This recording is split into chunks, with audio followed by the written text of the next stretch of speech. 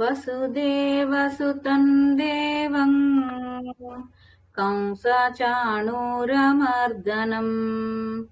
దేవకీ పరమానందం కృష్ణం వందే జగద్గురుం శ్రీకృష్ణం వందే జగద్గురుం. జై శ్రీకృష్ణ అండి. ఏంటి మనం ఈరోజు చెప్తున్నామా? ఎవరు రాలేదు కదా, మీరందరూ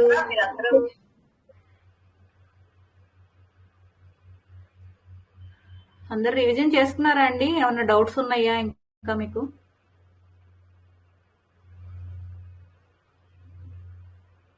ఇప్పటి వరకు మనం తెలుసుకున్న వాటిల్లో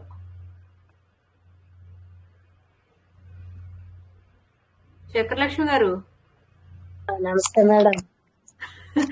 మీరు రివిజన్ క్లాసెస్ పెట్టండి అంటున్నారు. మీ గ్రూప్ లో వాళ్ళనే వాళ్ళని అడగండి అండి రివిజన్ చేయించమని. ఏ మేడం మీరు చెప్తే కళ్యాణ్ మేడం వింటారు కానీ ఒకసారి చెప్పానండి, నేనైతే చెప్పాను. ఆవిడ మరి ఎక్కడికో వెళ్ళాలని చెప్పారు కదా మేడం. ఇప్పుడు ఒక డేట్ తీసుకున్నాం మేడం, లగ్నం నక్షత్రపాదం ఓకే, అంతవరకు అంతర్దశలు వేసాం మేడం. అక్కడ తర్వాత ద్విదశలు మన అది టేబుల్ ఇచ్చి చెప్పారు కదా మీరు, దశకాలం ఇంటూ అది ఇయర్ అది చేసుకున్నాం మేడం. అది చూసుకుని తర్వాత ఇంకా అక్కడి వరకు ఇంకా సూక్ష్మ దశల వరకు వెళ్ళలేం కాబట్టి అంతర్దశల తర్వాత ద్విదశలు వేసుకుని మన ఏంటంటే ఇది బుక్తి చూసేసుకుని అది వేస్తాం కదా టేబుల్, అది వేసుకుని మన చెప్పారు కదండి దృష్టి చూసేసుకుంటే సరిపోద్ది మేడం. అంతవరకు అంటే మనకి సార్ చెప్పింది అంతవరకేనండి. అంటే మన బేసిక్స్ అన్ని, అంటే మనం ఒక టేబుల్ వేసాము అంటే ఆ కుండలి వరకు మనం వేసాం అంతే. ఇంక ఇప్పుడు దాన్ని బట్టి ఏంటంటే మనం విశ్లేషణ అనేది చేసుకోవాలి. ఇప్పుడు ఈ దశ నడుస్తుంది కదా, ఈ దశ ఏంటిది? చంద్రుడి దశ నడుస్తుంది.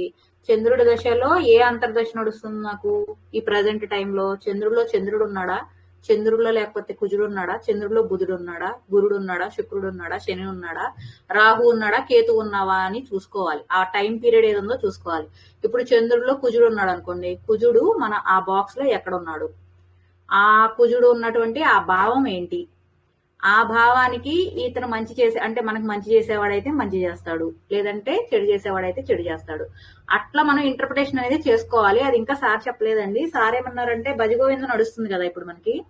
భజగోవిందం క్లాసెస్ అయిపోయిన తర్వాత మనకి ఒక 2 క్లాసెస్ రివిజన్ పెట్టి ఇంకొన్ని టాపిక్స్ ఉన్నాయంట. ఆ టాపిక్స్ మనకి చెప్తానన్నారు సార్ జ్యోతిష్యం క్లాసెస్. ఇంకెందుకంటే ఇది చెప్పడం అంటే ఇది మహాసముద్రం అండి. ఇంటర్ప్రిటేషన్ అనేది ఏంటంటే మీకు బేసిక్స్ అర్థమైనవి కాబట్టి మీకు మీరే ఇంకా చిన్నగా అలవాటు చేసుకోవాలి. మీరు చూడండి, నెట్లోకి వెళ్ళి చూడండి ఎట్లా ఉంటున్నాయి ఏంటి, వాళ్ళు ఎలా తీసుకుంటున్నారు అనేది మీకు చూస్తూ ఉంటుంటే మీకే అర్థమవుతా ఉంటుంది. అయినా సార్ ఒకటి చెప్తారేమోలేండి, 2 క్లాసెస్ చెప్తానన్నారు కదా మనకి, మనం చూద్దాం దాంట్లో ఏం చెప్తారో సార్.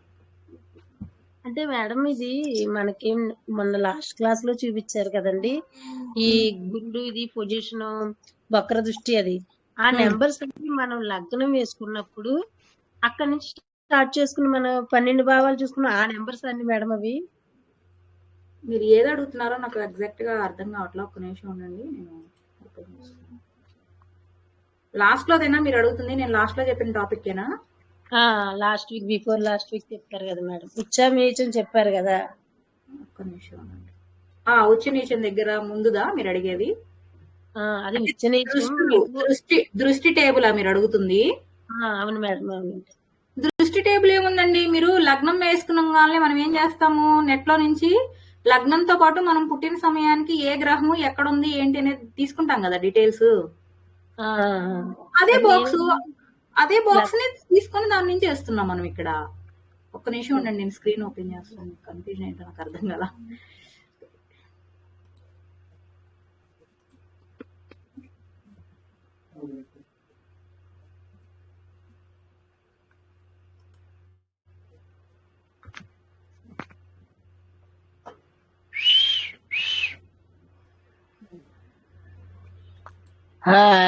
హాయ్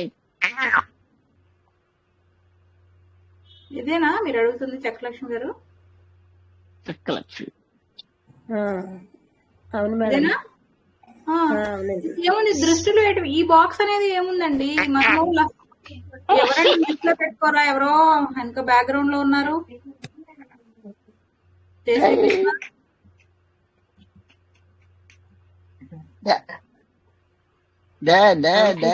నీకోసం చేసా పడిపోకుండా. రామకృష్ణ గారు మీరు మ్యూట్ లో పెట్టుకోండి. ఓకేనండి. ఆ,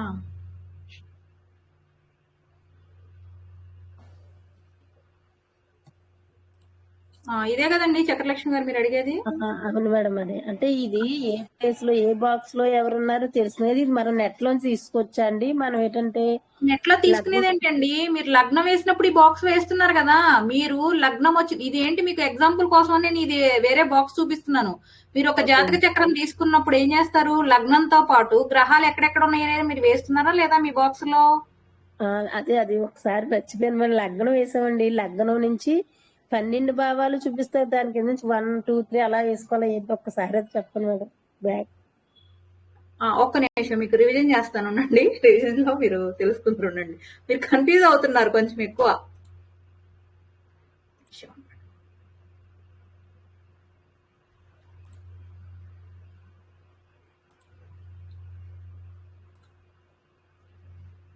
నేను ముందు నుంచి వస్తాను, చాలా ఫాస్ట్ గానే చెప్తానండి. ఒకసారి చూడండి. మీకు లగ్నం దగ్గర కొంచెం ఆఫ్ చెప్తాను, మీరు ఎక్కడ కన్ఫ్యూజ్ అవుతున్నారో నాకు అర్థమైంది. ఫస్ట్ మనం ఏం తెలుసుకున్నాము? మనకి ఏదైనా కూడా వేదాలే ప్రమాణము, వేదాలు తప్పితే మనకి ఇంకేదీ లేదని తెలుసుకున్నాం కదా. ఈ వేదాలను ఏమంటారని తెలుసుకున్నాం? అపౌరుషేయాలు లేదా శృతులు అంటారని తెలుసుకున్నాం. ఎందుకు అంటే అవి మానవ మాత్రులు ఎవరు రచించలేదు కాబట్టి, స్వయంగా భగవంతుడి నుంచి అవి వచ్చినాయి కాబట్టి. అంటే ఎంతో మంది ఋషులు వాళ్ళ తపశక్తి ద్వారా ఆ భగవంతుడి యొక్క అనుభవాన్ని పొంది ఆయన ద్వారా వినిపించినటువంటి ఇది జ్ఞానం ఏదైతే ఉందో దాన్ని మనకి ఏం చేశారు, మళ్ళీ వాళ్ళు విన్నదాన్ని మనందరికీ చెప్పారనమాట. కాబట్టి దాన్ని ఏమంటారు? శృతులు అంటారు. ఆ రోజుల్లో స్టోర్ చేయడానికి ఏది లేదు కాబట్టి అది ఎలా సాగేది ఆ పరంపర అనేది? గురువు నుంచి శిష్యుడికి, అట్లా గురు పరంపర శిష్యత్వం ఆ పరంపరలా సాగుతూ మనకి ఆ వేదాలు అనేవి అందాయి. కానీ ఈ వేదాలన్నీ ఎలా ఉంటాయని తెలుసుకున్నాం మనము. సంస్కృత భాషలో ఉంటుంది, అది అర్థం చేసుకోవడం కష్టంగా ఉంటుంది కాబట్టి మనం వేదాంగాల సహాయంతో ఈ వేదాలని మనం తెలుసుకుంటాము అనుకున్నాం. వేదాంగాలు ఏంటివి? శిక్ష, వ్యాకరణము, ఛందస్సు, నిరుక్తము, జ్యోతిష్యము, కల్పము. ఇప్పుడు మనం తెలుసుకునేది ఏంటిది? జ్యోతిష్యము. జ్యోతిష్యము అనేది ఎన్ని భాగాలు అనుకున్నాం మనము? సిద్ధాంత స్కందము, జాతక భాగము, మూడోది ఏంటిది? సంహిత భాగము.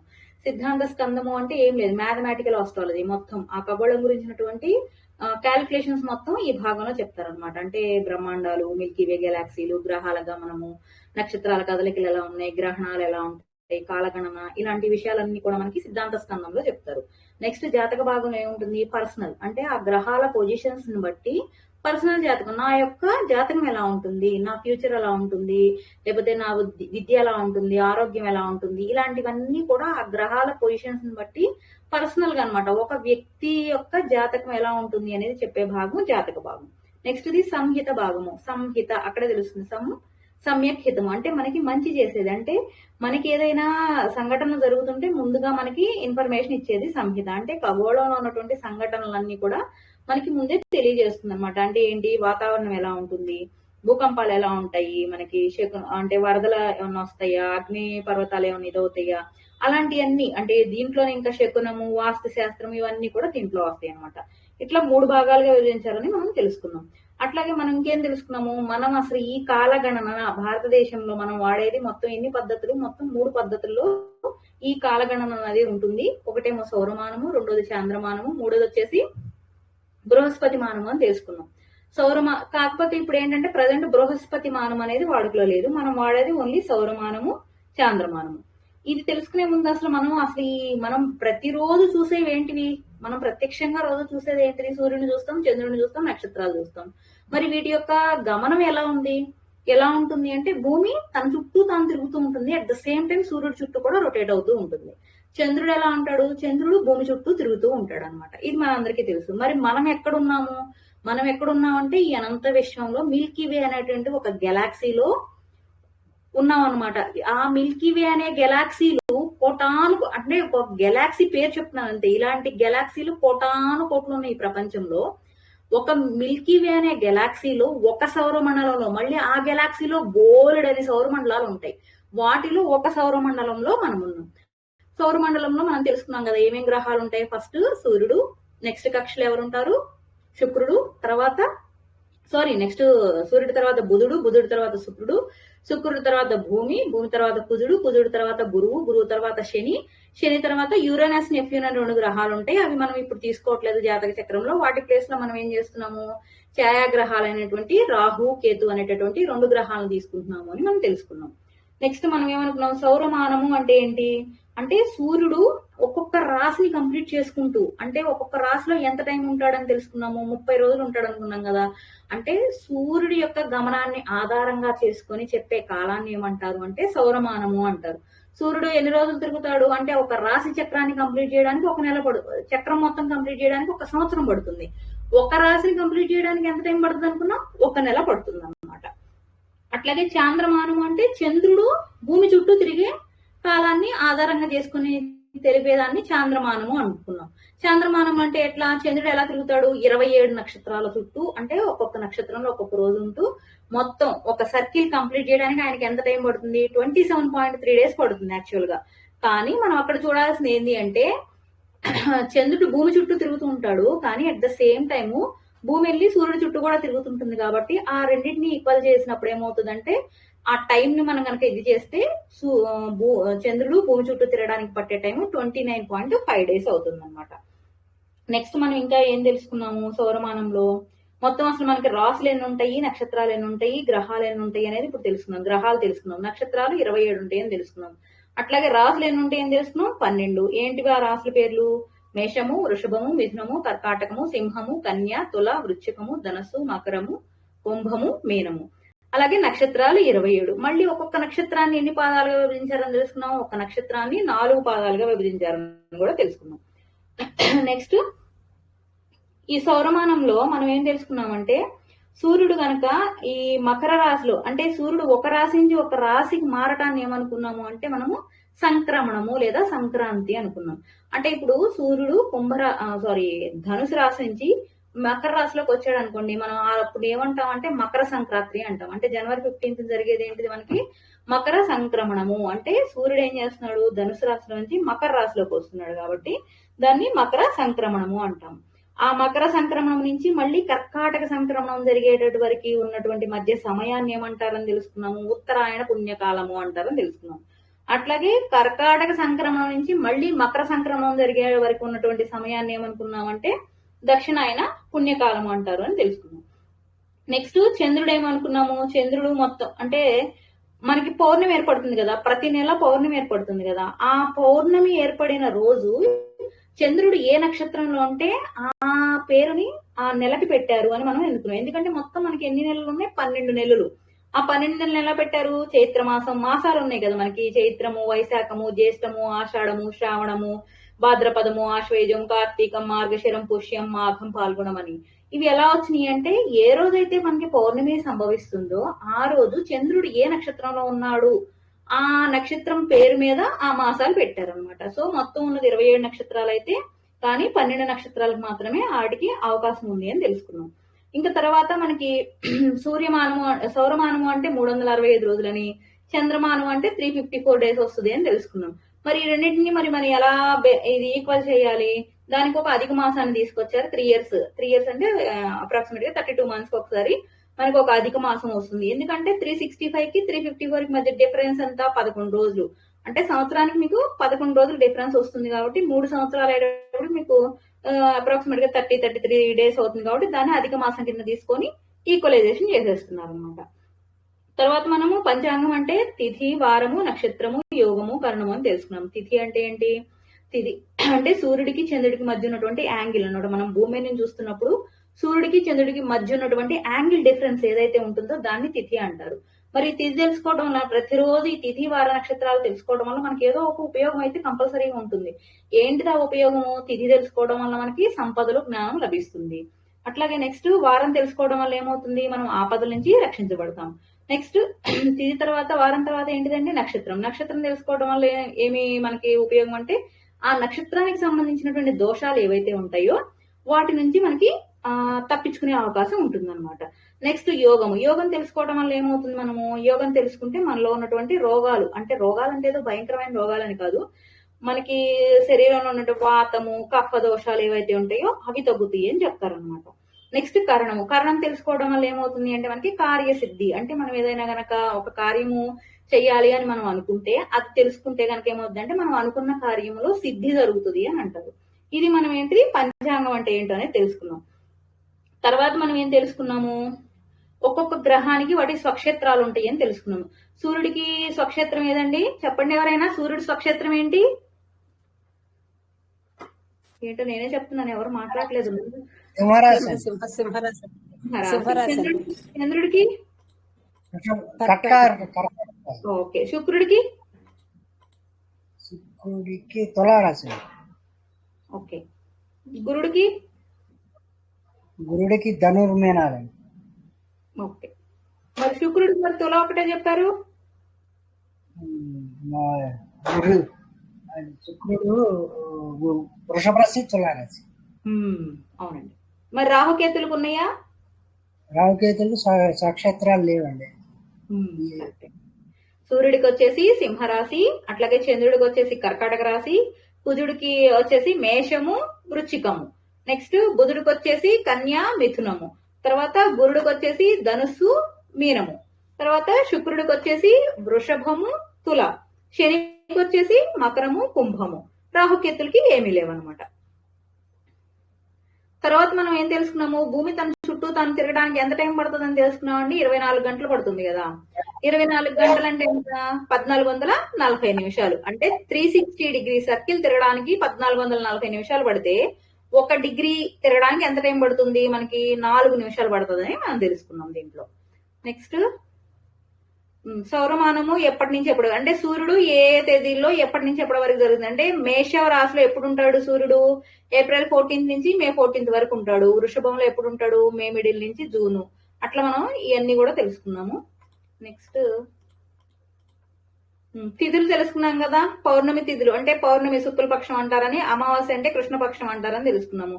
పౌర్ణమి ఎన్ని తిథులు ఉంటాయి? 14 తిథులు ప్లస్ పౌర్ణమి. అమావాస్యకి ఎన్ని తిథులు ఉంటాయి? 14 తిథులు ప్లస్ అమావాస్య. మొత్తం ఎన్ని ఉంటాయి? 30 ఉంటాయి అని తెలుసుకున్నాం. ఒక్కొక్క తిథి అంటే ఎంత యాంగిల్లో ఉంటుంది అనుకున్నాం? 0 నుంచి 12 డిగ్రీలు, అంటే 12 డిగ్రీలు ఒక్కొక్క తిథి యొక్క వ్యాసము అని తెలుసుకున్నాం. నెక్స్ట్ ఇది చాంద్రమానం. అంటే నక్షత్రం, ఏ నక్షత్రంలో పౌర్ణమి ఏర్పడితే ఆ నెలకి ఆ మాసాలు పెట్టారు అని మనం తెలుసుకున్నాం. ఇది నెక్స్ట్ స్వక్షేత్రాలు తెలుసుకున్నాం. నెక్స్ట్ రాశుల యొక్క అధిపతులు కూడా తెలుసుకున్నాం ఇప్పుడే. నెక్స్ట్ రాశుల స్వభావము, చర్రాశి ఏంటి, స్థిర రాశి ఏంటి, ద్విస్వభావ రాశులు ఏంటి అనేది కూడా మీకు ఇంతకుముందు వీడియోలో చూపించాను కదా, మీరు అందరూ నోట్ చేసుకుని ఉంటారు. మేషము, కర్కాటకము, తుల, మకరము వచ్చేసి చర, అలాగే వృషభము, నెక్స్ట్ సింహము, వృచ్చికము, తర్వాత కుంభం వచ్చేసి స్థిర. ద్విస్వభావ రాశులు కార్నర్స్ లో ఉంటాయి చూడండి. ఏమేంటివి? మిథునము, కన్య, ధనసు, మీనము.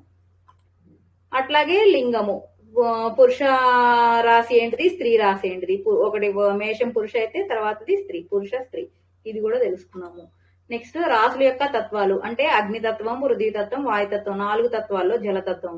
ఫస్ట్ది మేషం అనేది అగ్నితత్వ రాశి, వృషభం అనేది పృథ్వీతత్వ రాశి, మిథునం అనేది వాయుతత్వ రాశి, కర్కాటకం అనేది జలతత్వ రాశి అని తెలుసుకున్నాం. మళ్ళీ అగ్ని, పృథ్వీ, వాయువు, జల, అగ్ని, పృథ్వీ, వాయువు, జల ఇలా కంటిన్యూ అయిపోతుంది. నెక్స్ట్ ఏం తెలుసుకున్నాం మనము?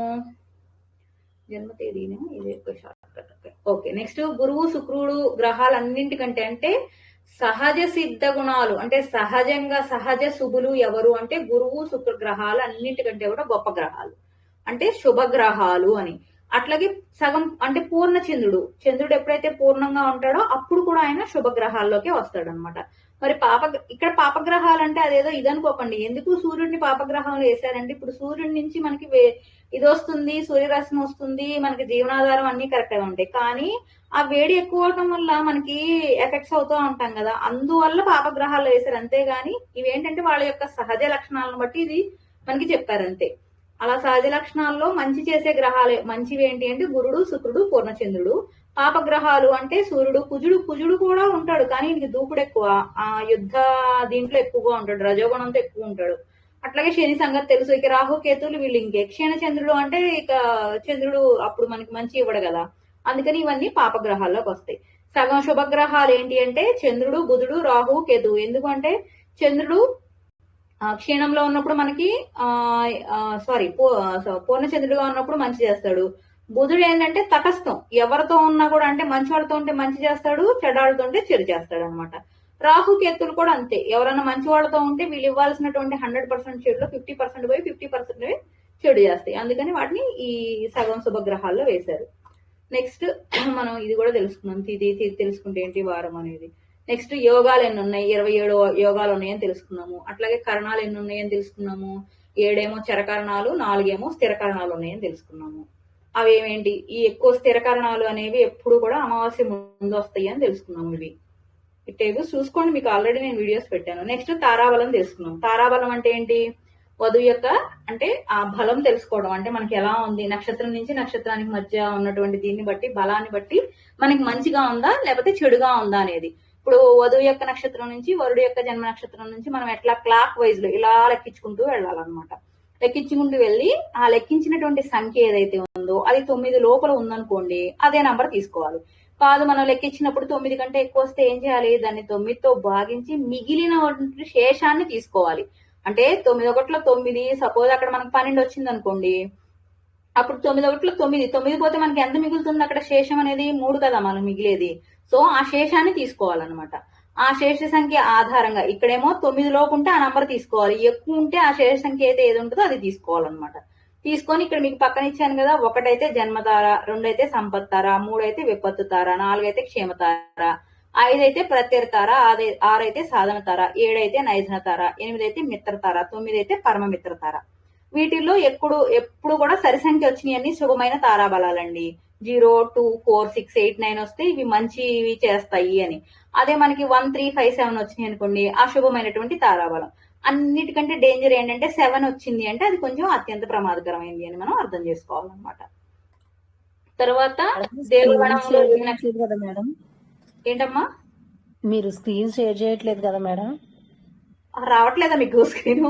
లేదండి, అదే ఇప్పుడు మీరు చెప్తే నా డౌట్ వచ్చింది, ఇలా ఫస్ట్ నుంచి రావట్లేదు. నేను మీకు వస్తుంది అనుకుంటున్నా, ఒక్క నిమిషం.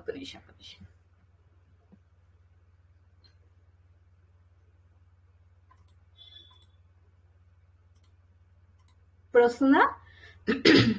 ఓకే అండి, వస్తుందా? ఓకే, నేను మర్చిపోయట్లేదు, ఇందాక మీరు అడిగినప్పుడు అది క్లోజ్ చేసినట్టున్నా. ఓకే. నెక్స్ట్ తారాబలం తర్వాత మనము ఏ నక్షత్రాలు ఏ గణంలోకి వస్తాయి అనేది మనము ఇది కూడా తెలుసుకున్నాం. దేవగణంలోకి ఏ నక్షత్రాలు వస్తాయి, మనిషి గణంలోకి ఏమొస్తాయి, రాక్షస గణంలోకి ఏ నక్షత్రాలు వస్తాయి అనేది. తర్వాత గ్రహాల సంచార కాలం, అంటే ఒక్కొక్క గ్రహము ఈ సర్కిల్ కంప్లీట్ చేయడానికి ఎంత టైం పడుతుంది అనేది తెలుసుకున్నాం. సూర్యుడికి ఎంత టైం పడుతుంది అనుకున్నాం, ఈ మొత్తం సర్కిల్ కంప్లీట్ చేయడానికి ఆయనకి 360 రోజులు పడుతుంది, అంటే 1 సంవత్సరం. అదే ఒక్కొక్క బాక్స్ కంప్లీట్ చేయడానికి 1 నెల పడుతుంది. అట్లాగే సూర్యుడు తర్వాత శుక్రుడికి కూడా అంతే, ఈ మొత్తం కంప్లీట్ చేయడానికి 1 ఇయర్ పడుతుంది, ఒక బాక్స్ కి 30 డేస్ పడుతుంది. బుధుడికి కూడా అంతే, సూర్యుడికి, శుక్రుడికి, బుధుడికి ఇలా ముగ్గురికి కూడా ఈ సర్కిల్ మొత్తం కంప్లీట్ చేయడానికి 1 సంవత్సరం పడుతుంది, ఒక్కొక్క బాక్స్ కంప్లీట్ చేయడానికి 1 మంత్ పడుతుంది. తర్వాత కుజుడు, వీళ్ళ తర్వాత నెక్స్ట్ ఎవరు, కుజుడు ఎంత టైం పడుతుంది, ఆయనకి 1.5 సంవత్సరం పడుతుంది ఈ సర్కిల్ మొత్తం కంప్లీట్ చేయడానికి. ఒక బాక్స్ కంప్లీట్ చేయడానికి ఒక బాక్స్ కంప్లీట్ చేయడానికి 45 డేస్ పడుతుంది అనమాట ఆయనకి. 45 డేస్ ఒక్కొక్క బాక్స్ మొత్తం కంప్లీట్ చేయడానికి 1.5 ఇయర్ పడుతుంది కుజుడికి. అదే గురువుకి అయితే ఒక్కొక్క బాక్స్ లైనా ఒక్కొక్క సంవత్సరం ఉంటాడు. అట్లా ఈ మొత్తం అన్ని బాక్సులు కంప్లీట్ చేసి ఈ సర్కిల్ కంప్లీట్ చేయడానికి ఆయనకి 12 సంవత్సరాలు పడుతుంది. రాహుకేతులకు కూడా అంతే, ఒక్కొక్క బాక్స్ కంప్లీట్ చేయడానికి వాళ్ళకి ఎంత టైం పడుతుంది, 1.5 ఇయర్స్ పడుతుంది. రాహుకి 1.5 ఇయర్స్ పడుతుంది, కేతువుకి కూడా 1.5 ఇయర్స్ పడుతుంది. సో ఈ సర్కిల్ మొత్తం కంప్లీట్ చేయడానికి 18 ఇయర్స్ పడుతుంది. శనికైతే ఒక బాక్స్ కంప్లీట్ చేయడానికి ఆయనకి 2.5 ఇయర్స్ పడుతుంది. ఈ సర్కిల్ మొత్తం కంప్లీట్ చేసుకుంటూ రావాలంటే ఆయనకి 30 ఇయర్స్ పడుతుంది. అందరికంటే తక్కువ టైంలో వెళ్ళిపోయేది ఎవరు అంటే చంద్రుడు, ఎందుకంటే ఈ సర్కిల్ మొత్తం ఆయన 29.5 డేస్ లో కంప్లీట్ చేస్తాడు కాబట్టి ఒక్కొక్క బాక్స్ ని 2.5 డేస్ లో అయినా కంప్లీట్ చేసుకుంటాడు. ఇది అంతా మనం తెలుసుకున్నాం ముందే. నెక్స్ట్ శని సాడేస అనేది ఇది రాశిని బట్టి ఉంటుందని మనం తెలుసుకున్నాం. అంటే మన జన్మ రాశి ఏదైతే ఉంటుందో ఆ జన్మరాశి కంటే ముందు రాశిలోకి వచ్చినప్పుడే మనకి ఈ శని ప్రభావం అనేది ఉంటుంది అని. ఇప్పుడు సపోజ్ నాదేదో ధనుసు రాశి అనుకోండి, అంటే వృశ్చికంలోకి రాగానే అంటే 2.5 ఇయర్స్ ముందే, నా రాశిలోకి రాకముందు 2.5 ఇయర్స్, నా రాశిలోకి వచ్చాక 2.5 ఇయర్స్, నా రాశి దాటిన తర్వాత మళ్ళీ ఆయన మకరంలోకి వెళ్ళిన తర్వాత కూడా 2.5 ఇయర్స్. ఈ 7.5 సంవత్సరాలు మనకి ఆ శని ప్రభావం ఉంటుంది. దాన్ని శని సాడేసా అంటారని తెలుసుకున్నాము. నెక్స్ట్ రాహు కేతువు అనేది ఎప్పుడు కూడా ఆపోజిట్ డైరెక్షన్ లోనే ఉంటారు వాళ్ళిద్దరు. ఎప్పుడు కూడా రాహు ఇక్కడ ఉన్నాడంటే కేతువు ఇక్కడ ఉంటాడు, ఇక్కడ ఉంటే ఇక్కడ ఉంటాడు, ఇక్కడ ఉంటే ఇక్కడ ఉంటాడు, ఇక్కడ ఉంటే ఇక్కడ ఉంటాడు, 7 ఉంటే 7 ఉంటాడు. అట్లా ఎప్పుడు కూడా ఆపోజిట్ డైరెక్షన్ లోనే ఉంటారు వాళ్ళు. నెక్స్ట్ గ్రహాల గతి అంటే గ్రహాలు అంటే అన్ని సూర్యుడు, చంద్రుడు, కుజుడు, బుధుడు, గురుడు, శుక్రుడు, శని ఇవన్నీ కూడా ఎప్పుడు క్లాక్ వైజ్ అంటే ఇలాగే తిరుగుతూ ఉంటాయి. కానీ రాహు కేతులు మాత్రం ఎప్పుడు యాంటీ క్లాక్ వైజ్ ఇలా రివర్స్ లో తిరుగుతుంటాయి. గ్రహాలన్నీ ఇలా తిరుగుతూ ఉంటుంటే కానీ రాహు కేతువులు మాత్రం ఇలా తిరుగుతూ ఉంటారు వాళ్ళకి ఆపోజిట్ లో. కానీ ఒక్కొక్క సమయంలో ఎప్పుడైనా కూడా వక్రగతిలోకి వెళ్లే గ్రహాలు ఏంటంటే కుజుడు, బుధుడు, గురుడు, శుక్రుడు, శని. సూర్యుడు, చంద్రుడు ఎప్పుడు కూడా వాటికి వక్రగతి అనేది ఉండదు. మనం ఇది కూడా తెలుసుకున్నాం. నెక్స్ట్ గ్రహాల మైత్రి. గ్రహాలు అంటే మనం తెలుసుకున్నాం గురు గ్రూప్ లో ఎవరు వస్తారు, శని గ్రూప్ లో ఎవరు వస్తారు. గురు గ్రూప్ అంటే గురువు, సూర్యుడు, చంద్రుడు, కుజుడు, కేతువు వస్తారని. శని గ్రూప్ అంటే శని, శుక్రుడు, బుధుడు, రాహు వస్తారు. ఈ సూర్యుడు, చంద్రుడు అనేది మనం తెలుసుకున్నాం లగ్నం అప్పుడు. ఆ పొజిషన్స్ ని బట్టి మారిపోతా ఉంటాయి మళ్ళీ. నెక్స్ట్ వింశోత్తరి దశ. వింశోత్తరి దశ అంటే ఒక మనిషి యొక్క జీవిత కాలాన్ని 120 సంవత్సరాలుగా పరిగణిస్తే ఏ దశ ఎన్ని సంవత్సరాలు ఉంటుంది అంటే ఒక్కొక్క గ్రహానికి ఇన్ని సంవత్సరాలని ఇచ్చారనమాట మనకి. ఆ క్రమం ఎలా ఉంటుంది అంటే మనం తెలుసుకున్నాం కదా, రచకు, రాగుష, భుకేషు. రచకు అంటే రవి, చంద్రుడు, కుజుడు. రాగుష అంటే రాహు, గురువు, శని. భుకేషు అంటే బుధుడు, కేతువు, శుక్రుడు. రవి ఎన్ని సంవత్సరాలు ఉంటుంది, ఆయన యొక్క దశ అనేది 6 సంవత్సరాలు. చంద్రుడిది 10, కుజుడు 7. కేకే అనే ఎప్పుడు వచ్చినా వాళ్ళిద్దరు 7 అండి. కుజ మహాదశ 7 సంవత్సరాలు. రాహు 18, గురువు 16, శని 19, బుధుడు 17, కేతు 7, శుక్రుడు 20 సంవత్సరాలు. ఈ మొత్తం కలిపితే మీకు 120 సంవత్సరాలు వస్తుంది.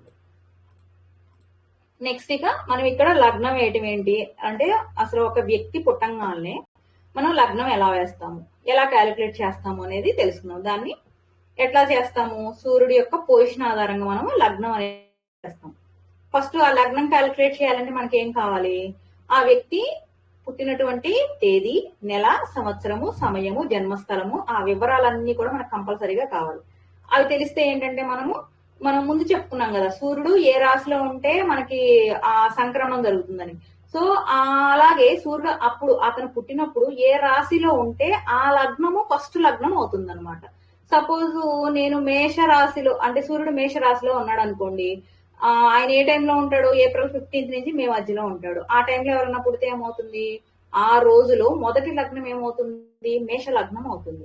అంటే మొదట సూర్యోదయం సపోజ్ 6ంటికి అయింది అనుకోండి, 6 to 8 అనేది మేష లగ్నం ఉంటుంది. తర్వాత 8 to 10 అనేది వృషభం, నెక్స్ట్ 10 to 12 అనేది మిథునం. అట్లా ఈ లగ్నాలన్నీ కూడా రొటేట్ అవుతూ ఉంటాయి.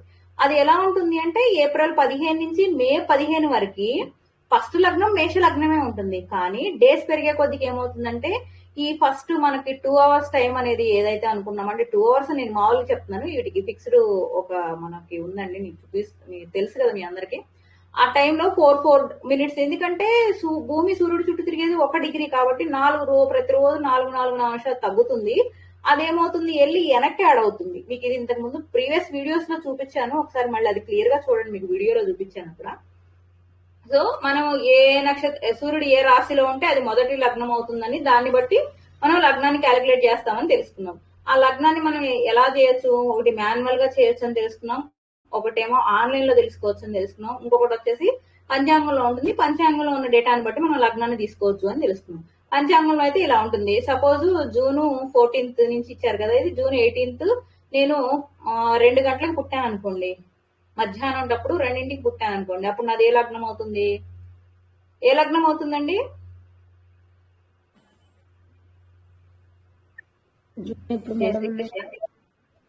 జూన్ డేట్ ఎప్పుడండి చెప్పారు? 18 అండి. జూన్ 18th మధ్యాహ్నం నేను 2 o'clock పుట్టాను. ఏప్రిల్, మే మేషము, మే, జూన్ మిథున రాశి మధ్యాహ్నం 2 గంటలకు అంటారు. మిథున రాశిలో ప్రొద్దున 6 గంటలకి మిథున రాశి అయితే మధ్యాహ్నం 2 గంటలకు. స్క్రీన్ లో చూసి చెప్పండి, నేను జూలై 18న మధ్యాహ్నం 2 గంటలకు పుట్టాను. నాది ఏ లగ్నం అవుతుంది? జూలై 18, జూలై 14 నుంచి ఇది. ఓకే, మధ్యాహ్నం నాకు ఇది స్క్రీన్ మీద చూసి చెప్పండి అండి, మధ్యాహ్నం మీరు అంత క్యాలిక్యులేషన్ వద్దు. జూలై 18 నేను మధ్యాహ్నం 2 గంటలకు పుట్టాను. మీరు క్యాలెండర్ ఎలా సింహలగ్నం అంటే 2 గంటల కంటే సింహలగ్నం తులారాశి అవుతుందండి. తులా తులా వచ్చింది లగ్నం. మేడం. సింహలగ్నం అవుతుంది. ఏంటండి అందరూ మళ్ళీ ఎలా ఉంది చూడండి. జూలై 14 నుంచి ఇచ్చారు. 14, 15, 16. నేను ఎప్పుడు చెప్తున్నాను? 18. అవును 18 ఎన్నింటికి అని చెప్తున్నాను? 2 o'clock కి, మధ్యాహ్నం 2 గంటలకి. ఏ అవును లగ్నం? సింహలగ్నం. తులా లగ్నం. నేను కరెక్టే చెప్పాను కదండి. తులా అన్నారా మీరు? ఓకే, ఆ తులా. Okay okay okay. అదే ఇక్కడ చూడకుండా మీరు లెక్క వేస్తుంటే చేత్తో వేస్తున్నారని డౌట్ వచ్చిందండి నాకు. లెక్క వేస్తున్నాను. నేను అప్పుడు కూడా అనుకున్నాను. అయితే ఓకే. తులా 6 నుంచి 7 మిథున లగ్నము, 7 నుంచి 8 కర్కాటకము, 8 నుంచి 9 సింహము, 9 నుంచి మేడం గారు కాదు, సారీ మీరు సారీ ఇదే 2, 6 నుంచి 8, 8 నుంచి 10, 10 నుంచి 12 సింహ లగ్నము, కాదండి. 12 నుంచి 1:02 వరకు కన్య, 2 గంటల 8 నిమిషాలు అంటే తుల. సరిపోయింది కదండి అట్లా కూడా. ఇది చూడకండి, ఇది చూడండి. మీకు 16వ తారీఖు వరకు మొదటి లగ్నం ఏముంటుంది? మిథునం ఉంటుంది. 17 నుంచి మొదటి లగ్నం మిథునం ఏమవుతుంది? కర్కాటకం అవుతుంది. కర్కాటకం. అవును ఇది మీరు ఇది చూస్తున్నారు. అదే నేను అదే చూసి రాంగ్ చెప్తున్నారు అనుకున్నాను. ఇది కర్కాటకం స్టార్ట్ అవుతుంది ఫస్ట్ మనకి. అవునవునవును ఉమ్. జూలై 18న ఫస్ట్ లగ్నం ఏముంటుంది? కర్కాటకం ఉంటుంది. అది ఎప్పటి వరకు కర్కాటకం ఉంటుంది? ఉంటుంది. 7:45 వరకు ఉంటుంది. తర్వాత సింహం, తర్వాత అవును కన్య 11:58 వరకు. తర్వాత తుల ఎంత వరకు ఉంటుంది? 2:08 వరకే ఉంటుంది తుల. అవును ఇంకొక మెథడ్ ఏమనుకున్నాం మనము? ఆన్లైన్ లో మనం కొట్టినా కూడా వస్తుంది మనకి. ఇలా డైరెక్ట్ గా వచ్చేస్తుంది స్క్రీన్ ను. దాంట్లో క్లియర్ గా మనకి లగ్నం ఏంటి, ఏ గ్రహాలు అంటే మనం పుట్టిన సమయానికి. చక్రలక్ష్మి గారు ఇది చూడండి. మీరు ఇప్పుడు ఇందాక మీరు అడిగారు కదా, చూస్తున్నా మేడం. ఇదే టేబుల్ మీరు ఇందాక నేను చెప్పింది మీకు. గ్రహ దృష్టి అనేది ఈ టేబుల్ వేస్ట్ చేసుకొని చెప్పాను మీకు. సపోజ్ ఇది మీది అనుకోండి జాతకము. మీరు ఆన్లైన్ లో కొట్టంగానో లేకపోతే మీరు నెట్ లో చూసుకోను మీరు ఇలా బాక్స్ గీసుకున్నారు అనుకోండి, గ్రహాల పొజిషన్స్ అన్ని ఇలా ఉంటాయి కదా. దీన్ని బట్టి ఇప్పుడు సూర్యుడు ఉన్నాడు. సూర్యుడు ఎవరిని చూస్తున్నాడు? సూర్యుడికి ఏ దృష్టిలు ఉంటాయని చెప్పాను మీకు. సప్తమ దృష్టి ఒకటే. తను చూసుకో 1, 7 ఉంది కాబట్టి సూర్యుడు ఎవరిని చూస్తాడు? ఇప్పుడు ఇక్కడ ఎవరిని చూస్తున్నాడు? 7th దృష్టితో ఎవరిని చూస్తున్నాడండి? ఎవరిని ఉన్నారా? లేరు మేడం, ఖాళీగా ఉంది. ఖాళీగా ఉంది. మీకు ఇది అర్థమైందా? ఈ బాక్స్ బట్టి మనం వేసుకోవాలి గ్రహ దృష్టిలు అనేవి. మేడం ఇక్కడ లగ్నం ఉంది మేడం. లగ్నం ఏమో ఇది సింహ లగ్నం అండి. మీరు సింహ లగ్నం అయితే మనకి ఈ శని శుక్రుడు వేశారు కదా, మన ఆన్లైన్ లో తీసుకొని ఇవి వేయడం అన్నా నాకు అర్థం. అవునండి, అది వేయడమే. అదే మీకు ఇక్కడ కూడా చూపిస్తాను ఉండండి. ఇప్పుడు లగ్నం వేసుకున్నాము. మీరు ఆన్లైన్ లో మీకు డైరెక్ట్ గా బాక్స్ ఒకటి ఇస్తాడు, అదొక పద్ధతి. లేదు అంటే మీరు ఆన్లైన్ లోకి వెళ్ళి ఆ డేట్ నా గ్రహాల పొజిషన్ ఏంటి అని కొడితే మీకు ఇలా వస్తుందని చూపించానా మీకు నెట్ లో? సూర్యోదయ కాలానికి గ్రహస్థితి ఎలా ఉంది అనేది, సూర్యుడు ఎక్కడున్నాడు, చంద్రుడు ఎక్కడున్నాడు, కుజుడు ఎక్కడున్నాడు, బుధుడు ఎక్కడున్నాడు. మీరు ఫస్ట్ లగ్నం 2-3 వీడియోలు చూడండి ఒకసారి, మళ్ళీ అర్థమవుతుంది మీకు. దీన్ని బట్టి మనం ఇక్కడ ప్లేస్ చేసుకుంటాం. లగ్నం మనకి తెలిసిపోయింది. ఇప్పుడు సూర్యుడు ఎక్కడ ఉన్నాడు? ఏ రాశిలో ఉన్నాడు? సూర్యుడు ఏ రాశిలో ఉన్నాడని చూపిస్తున్నారండి ఇక్కడ. ఇక్కడ సింహ లగ్నం అండి. లగ్నం వదిలేసేయండి. లగ్నం నేను అడగట్లా, లగ్నం సింహ లగ్నం. సూర్యుడు ఎక్కడ ఉన్నాడు? మిథునంలో చూపించారు మేడం వెనక బాక్స్. ఉన్నాడు కాబట్టి ఇప్పుడు సూర్యుని ఎక్కడ వేస్తాము మనం? ఇదే కదా మిథునం అంటే. అవును మేడం, ఇక్కడ ప్లేస్ చేస్తాం. చంద్రుడు ఎక్కడ చూపిస్తున్నాడు? నేను కర్సర్ పెట్టాను, మీకు కనిపిస్తుందా? లేదు, ఆ బాక్స్ రావట్లేదు మేడం. బాక్స్ రావట్లేదా? అందరికి రావట్లేదండి? మీ చక్రలక్ష్మి గారు ఒకరికేనా? వస్తుందండి, మాకు వస్తుంది. కనిపిస్తుందండి స్క్రీన్ మీద చూడండి. ఇటు సైడ్ కి ఒక బాక్స్ ఉంది. వృషభ రాశి. చంద్రుడు వృషభ రాశిలో ఉన్నాడు కాబట్టి మనం ఎక్కడ వేస్తాం? వృషభంలో వేస్తాం. కుజుడు ఎక్కడ ఉన్నాడు? సింహంలో ఉన్నాడు. కాబట్టి ఇప్పుడు మీరు లగ్నం అంటున్నారు, ఎక్కడైతే లగ్నం అంటున్నారో కుజుడు అక్కడ ఉంటాడు. బుధుడు వచ్చేసి దేంట్లో ఉన్నాడు? కర్కాటకంలో ఉన్నాడు, అంటే సింహం పైన ఉంటాడు, సింహరాశి పైన. నెక్స్ట్ శుక్రుడు వచ్చేసి మేషరాశి, ఇక్కడ ఈ నంబర్ లో ఉంటాడు. నెక్స్ట్ శని వచ్చేసి మీనం, ఇక్కడ ఉంటాడు. రాహు వచ్చేసి ఎక్కడ ఉన్నాడు? కుంభంలో ఉన్నాడు. కేతు వచ్చేసి ఎక్కడ ఉన్నాడు? సింహంలో ఉన్నాడు, ఆపోజిట్ కాబట్టి. అదే కదా ఇక్కడ మీకు వేసింది వాళ్ళు టేబుల్. ఇక్కడ ఈ టేబుల్ అవే కదా వాళ్ళు ప్లేస్ చేశారు. ఇది కనిపిస్తుందా పోనీ ఇప్పుడు? మాకు అనిపిస్తుంది మేడం. ఇవే వాళ్ళు ప్లేస్ చేసింది. మీరు ఒకటేంటంటే మీరు డేట్ ఆఫ్ బర్త్ ఇచ్చేసి డైరెక్ట్ గా మీరు పుట్టిన టైము అవన్నీ ఇస్తే మీకు మొత్తం ఇలా లగ్న నవాంశ కుండలు అని ఒకటి వచ్చేస్తుంది. మీకు ఆ జాతక చక్రం ఓపెన్ చేస్తే లగ్నంలోకి వెళ్తే మీకు ఈ బాక్స్ కనిపిస్తుంది. D1 చార్ట్ అని ఉంటుంది. దాంట్లో మీకు చాలా చార్ట్స్ ఉంటాయి. ఆ D1 చార్ట్ లో డైరెక్ట్ గా మీకు ఏ లగ్నము ఆ గ్రహాలు ఎక్కడ ఉన్నాయని వాళ్లే ప్లేస్ చేసి ఇస్తారు. ఇది ఫస్ట్ థింగ్. అలా కాదండి నేను నా చేత్తోనే వేసుకోవాలి, ఎక్కడున్నారు ఏంటో నేను కనుక్కోవాలి అనుకుంటే మీరేం చేస్తారు? డైలీ దాంట్లోకి వెళ్ళేసండి, పంచాంగంలో కొట్టండి. పంచాంగంలో కింద సూర్యోదయ కాలానికి గ్రహ స్థితి అనేది ఉంటుంది. అది కొట్టగానే ఆ రోజు గ్రహాలు ఎక్కడెక్కడ ఉన్నాయి అనేది మీకు ఒక టేబుల్ వస్తుంది. ఆ టేబుల్ చూసి మీరు మీ చేత్తో ఇట్లా టేబుల్లో వేసేసుకోవచ్చు. ఆ టేబుల్ ఇలా ఉంటుంది. మీకు కనిపించట్లేదేమో, ఈ సైడ్కి ఉంది, మీరు లేకపోతే వీడియోలో చూడండి నెక్స్ట్ టైం. అర్థమైందండి చక్రలక్ష్మి గారు? ఇంకా డౌట్ అయినా మీకు? ఓకే మేడం, అర్థమైంది మేడం. అర్థమైందా? లేదు చెప్పండి, పర్వాలేదు, ఇంకొకసారి చెప్తాను. లేదు లేదు, అర్థమైంది మేడం. మీ డౌట్ ఏంటో నాకు ఇంకా అర్థం క్లియర్ గా లేదు. మనం లగ్నం కనుక్కున్నాం మేడం, అక్కడ వరకు షూర్. నక్షత్రం కూడా వచ్చింది. ఈ లగ్నం నుంచి మన భావాలు ఇప్పుడు ఇక్కడ భావాలు నెక్స్ట్ భావాలకు వెళ్ళబోయే ముందు లగ్నం కనుక్కున్నారు. ఓకే అండి, మీరు పుట్టినప్పుడు లగ్నం ఎట్లా కనుక్కున్నారు? సూర్యుడు ఎక్కడ ఉన్నాడో దాన్ని బట్టి లగ్నం కనుక్కున్నారు. ఓకే, మరి మిగతా గ్రహాలు కూడా కావాలిగా మనకి. ఒక్కటే కాదు కదా, మనకి ఎన్ని గ్రహాలు ఉన్నాయి?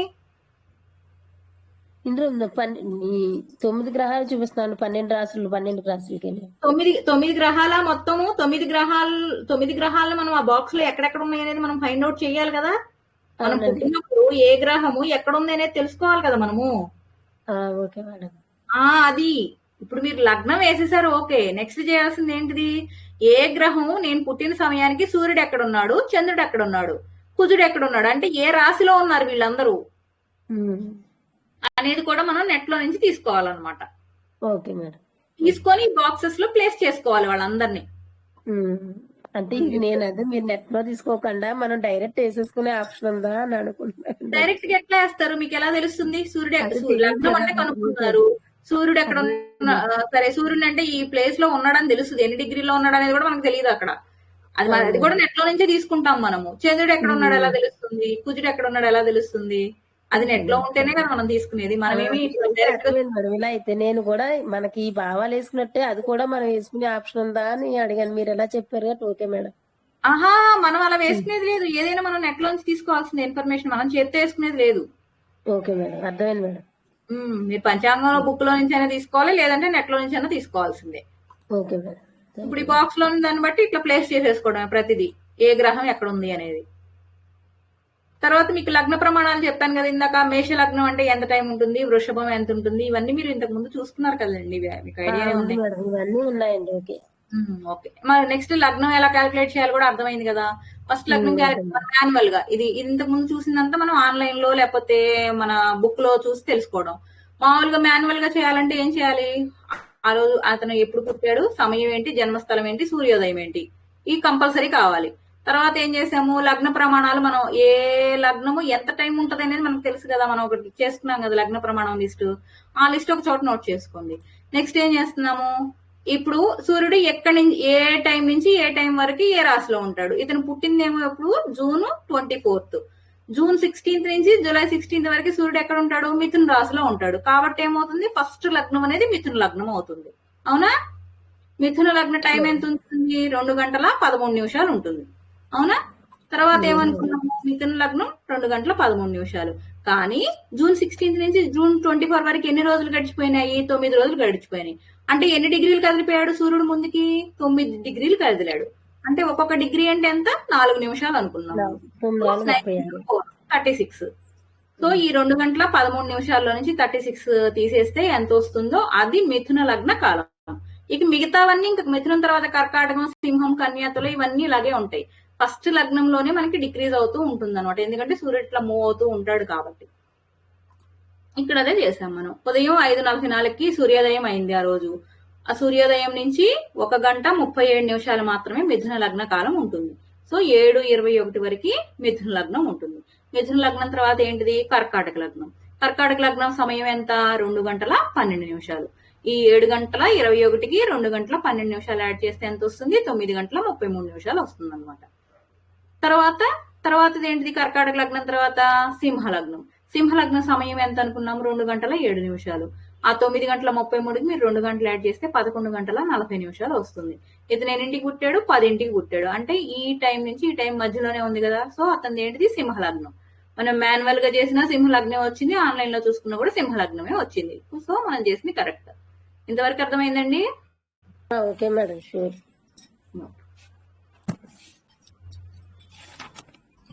నెక్స్ట్ మనకి లగ్నం కనుక్కున్నాం. లగ్నం తర్వాత ఏమనుకున్నాము? లగ్నానికి సంబంధించినటువంటి శుభగ్రహం ఏంటి, పాపగ్రహాలు ఏంటి కనుక్కోవాలనుకున్నాం. లగ్నానికి శుభగ్రహాలు ఎట్లాగా తెలుసుకుంటాము? లగ్నాధిపతి ఎవరైతే ఉంటారో ఆయన ఆధారంగా మనము శుభగ్రహాలు ఎవరు, మనకి చెడు చేసే గ్రహాలు ఏంటి అనేది తెలుస్తుంది. ఇతడిది సింహ లగ్నము. సింహ లగ్నానికి అధిపతి ఎవరు? సూర్యుడు. కాబట్టి సూర్యుడు ఏ గ్రూప్ లోకి వస్తాడు? గురువు గ్రూప్ లోకి వస్తాడు. గురువు గ్రూప్ అంటే ఎవరెవరు వస్తారండి? చెప్పండి ఎవరన్నా. గురువు గ్రూప్ ఎవరెవరు వస్తారు? గురువు, కేతువు, కుజుడు, సూర్యచంద్రులు నుండి మన ప్లేసెస్ లెక్క పెట్టుకుని కౌంట్ 1, 4, 5, 9 బట్టి చూసుకోవాలంతే. గురువు గ్రూప్ అంటే GKK, 2 కేకేలు వస్తాయి, ఒక G వస్తుంది అంతే. సూర్యుడు చంద్రుడు అనేదేమో మనం ఆ ప్లేస్ ని బట్టి 1, 4, 5, 9, 10 ప్లేసులను బట్టి తెలుసుకోవాలి. సో ఇది సింహ లగ్నం కాబట్టి గురుడు, కుజుడు, కేతువు వీళ్ళు ముగ్గురు మంచి చేసేవాళ్లే. సూర్యుడు పొజిషన్ ఎంత? లగ్నంలోనే సూర్యుడు ఉన్నాడు, అంటే లగ్నాధిపతే సూర్యుడు కదా, కాబట్టి ఫస్ట్ పొజిషన్ లోనే ఉన్నాడు. కాబట్టి ఆయనకి సూర్యుడు మంచి చేస్తాడు. చంద్రుడు ఎంత పొజిషన్? 1కి పైన కర్కాటకం అంటే 12ది. ఇక్కడ ఈ నంబర్ లో 12 లేదు కదా, అంటే చెడు చేసే గ్రహం అన్నమాట. సో ఈ లగ్నానికి ఎవరు మంచి చేస్తారు? గురుడు, కుజుడు, కేతువు, సూర్యుడు. చెడు చేసేవేంటివి? శని, బుధుడు, రాహు, శుక్రుడు, చంద్రుడు. నెక్స్ట్ మనం అట్లా ప్రతి లగ్నానికి కూడా వేసుకున్నాం. ఈ టేబుల్ కూడా మీరు అందరూ వేసుకున్నారు కదా, ఏ లగ్నానికి ఎవరు మంచి చేస్తారు, ఎవరు చెడు చేస్తారు, లగ్నాధిపతి ఎవరు అనేది.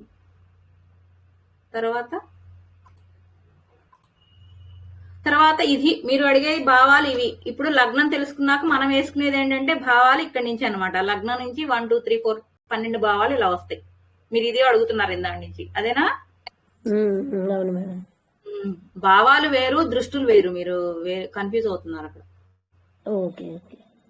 భావాలు ఎలా నుంచే మనం స్టార్ట్ చేసుకోవాలి. భావాలు అనేది లగ్నం నుంచే స్టార్ట్ చేస్తాం. ఓకే.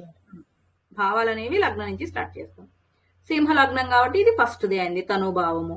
2 అంటే ఏంటిది? ధనభావము. 3 అంటే ఏంటి? భాతృభావము. 4 అంటే మాతృభావము. 5 అంటే పుత్రభావము. 6 అంటే శత్రుభావము. 7 అంటే కలత్ర భావము. 8 అంటే ఆయుర్ధ్య భావము. 9 అంటే భాగ్యభావము. 10 అంటే ఉద్యోగ భావము. 11 అంటే లాభభావం. 12 అంటే వ్యయభావం. ఇది ఒక్కటే కాదండి, ఈ ఒక్క భావంలో ఎన్ని ఉంటాయో మనకు తెలియదు. మీకు సింపుల్ కోసమని నేను రాశానంతే.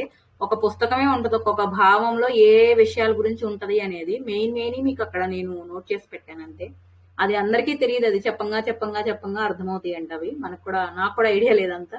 నాకు తెలిసి కొన్ని రాసి పెట్టాను మీకు అంతే.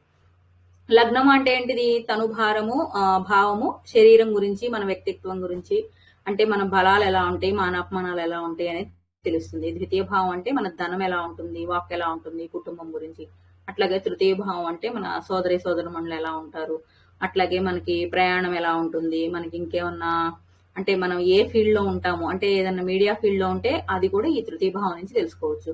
నెక్స్ట్ చతుర్థ భావం అంటే తల్లి, మెయిన్ చెప్పేది తల్లి, ఇల్లు, ఇవి చెప్తారు. అట్లాగే స్వదేశము, అట్లాగే విద్య, డిగ్రీ వరకు ఉన్నటువంటి విద్య గురించి కూడా చతుర్థ భావం లో చెప్తారు అనమాట. పంచమ భావం అంటే సంతానము, మన మనస్సు ఎలా ఉంటుంది, మనం ఏమన్నా పుస్తకాలు రాసే ఇది ఉంటుందా, ఇలాంటివన్నీ కూడా ఈ పంచమ భావంలో ఉంటాయి. షష్టమ భావము అంటే అదేంటిదంటే రోగాలు, శత్రువుల గురించి తెలియజేస్తుంది. నెక్స్ట్ 8వ ఆయుర్ధ భావం, 7 ఉంది కదా మధ్యలో. సప్తమ భావం అంటే ఏంటంటే కలత్రం, అంటే భార్యాభర్తలు, అంటే ఇంకా ఇతర సంబంధాలు, అంటే వ్యాపారాలు కానీ అలాంటివన్నీ కూడా బంధాల గురించి చూపిస్తుంది అనమాట ఇదంతా కూడా. అష్టమ భావం అంటే ఏంటంటే ఆయువు గురించి తెలియజేస్తుంది. నవమ భావం అంటే మనకి పూర్వ పుణ్య ఫలం ఏదన్నా ఉందా, మన అదృష్టం గురించి కూడా ఈ నవమ భావం అనేది మెయిన్ తెలియజేస్తుంది. నెక్స్ట్ దశమ భావం అంటే అందరికీ తెలుసు, అంటే మన ఉద్యోగం గురించి, మన ఉద్యోగంలో ఉన్న అంటే ప్రగతి ఎలా ఉంటుంది, ఏ ఉద్యోగం, ఏ టైప్ ఆఫ్ ఉద్యోగం చేస్తాము, ఇలాంటివన్నీ కూడా ఈ దశమ భావంలో తెలుస్తాయి. ఏకాదశి భావం అంటే ఏంటిది, మనకి ఏకాదశి భావం అంటే ఏంటంటే లాభం అన్నమాట.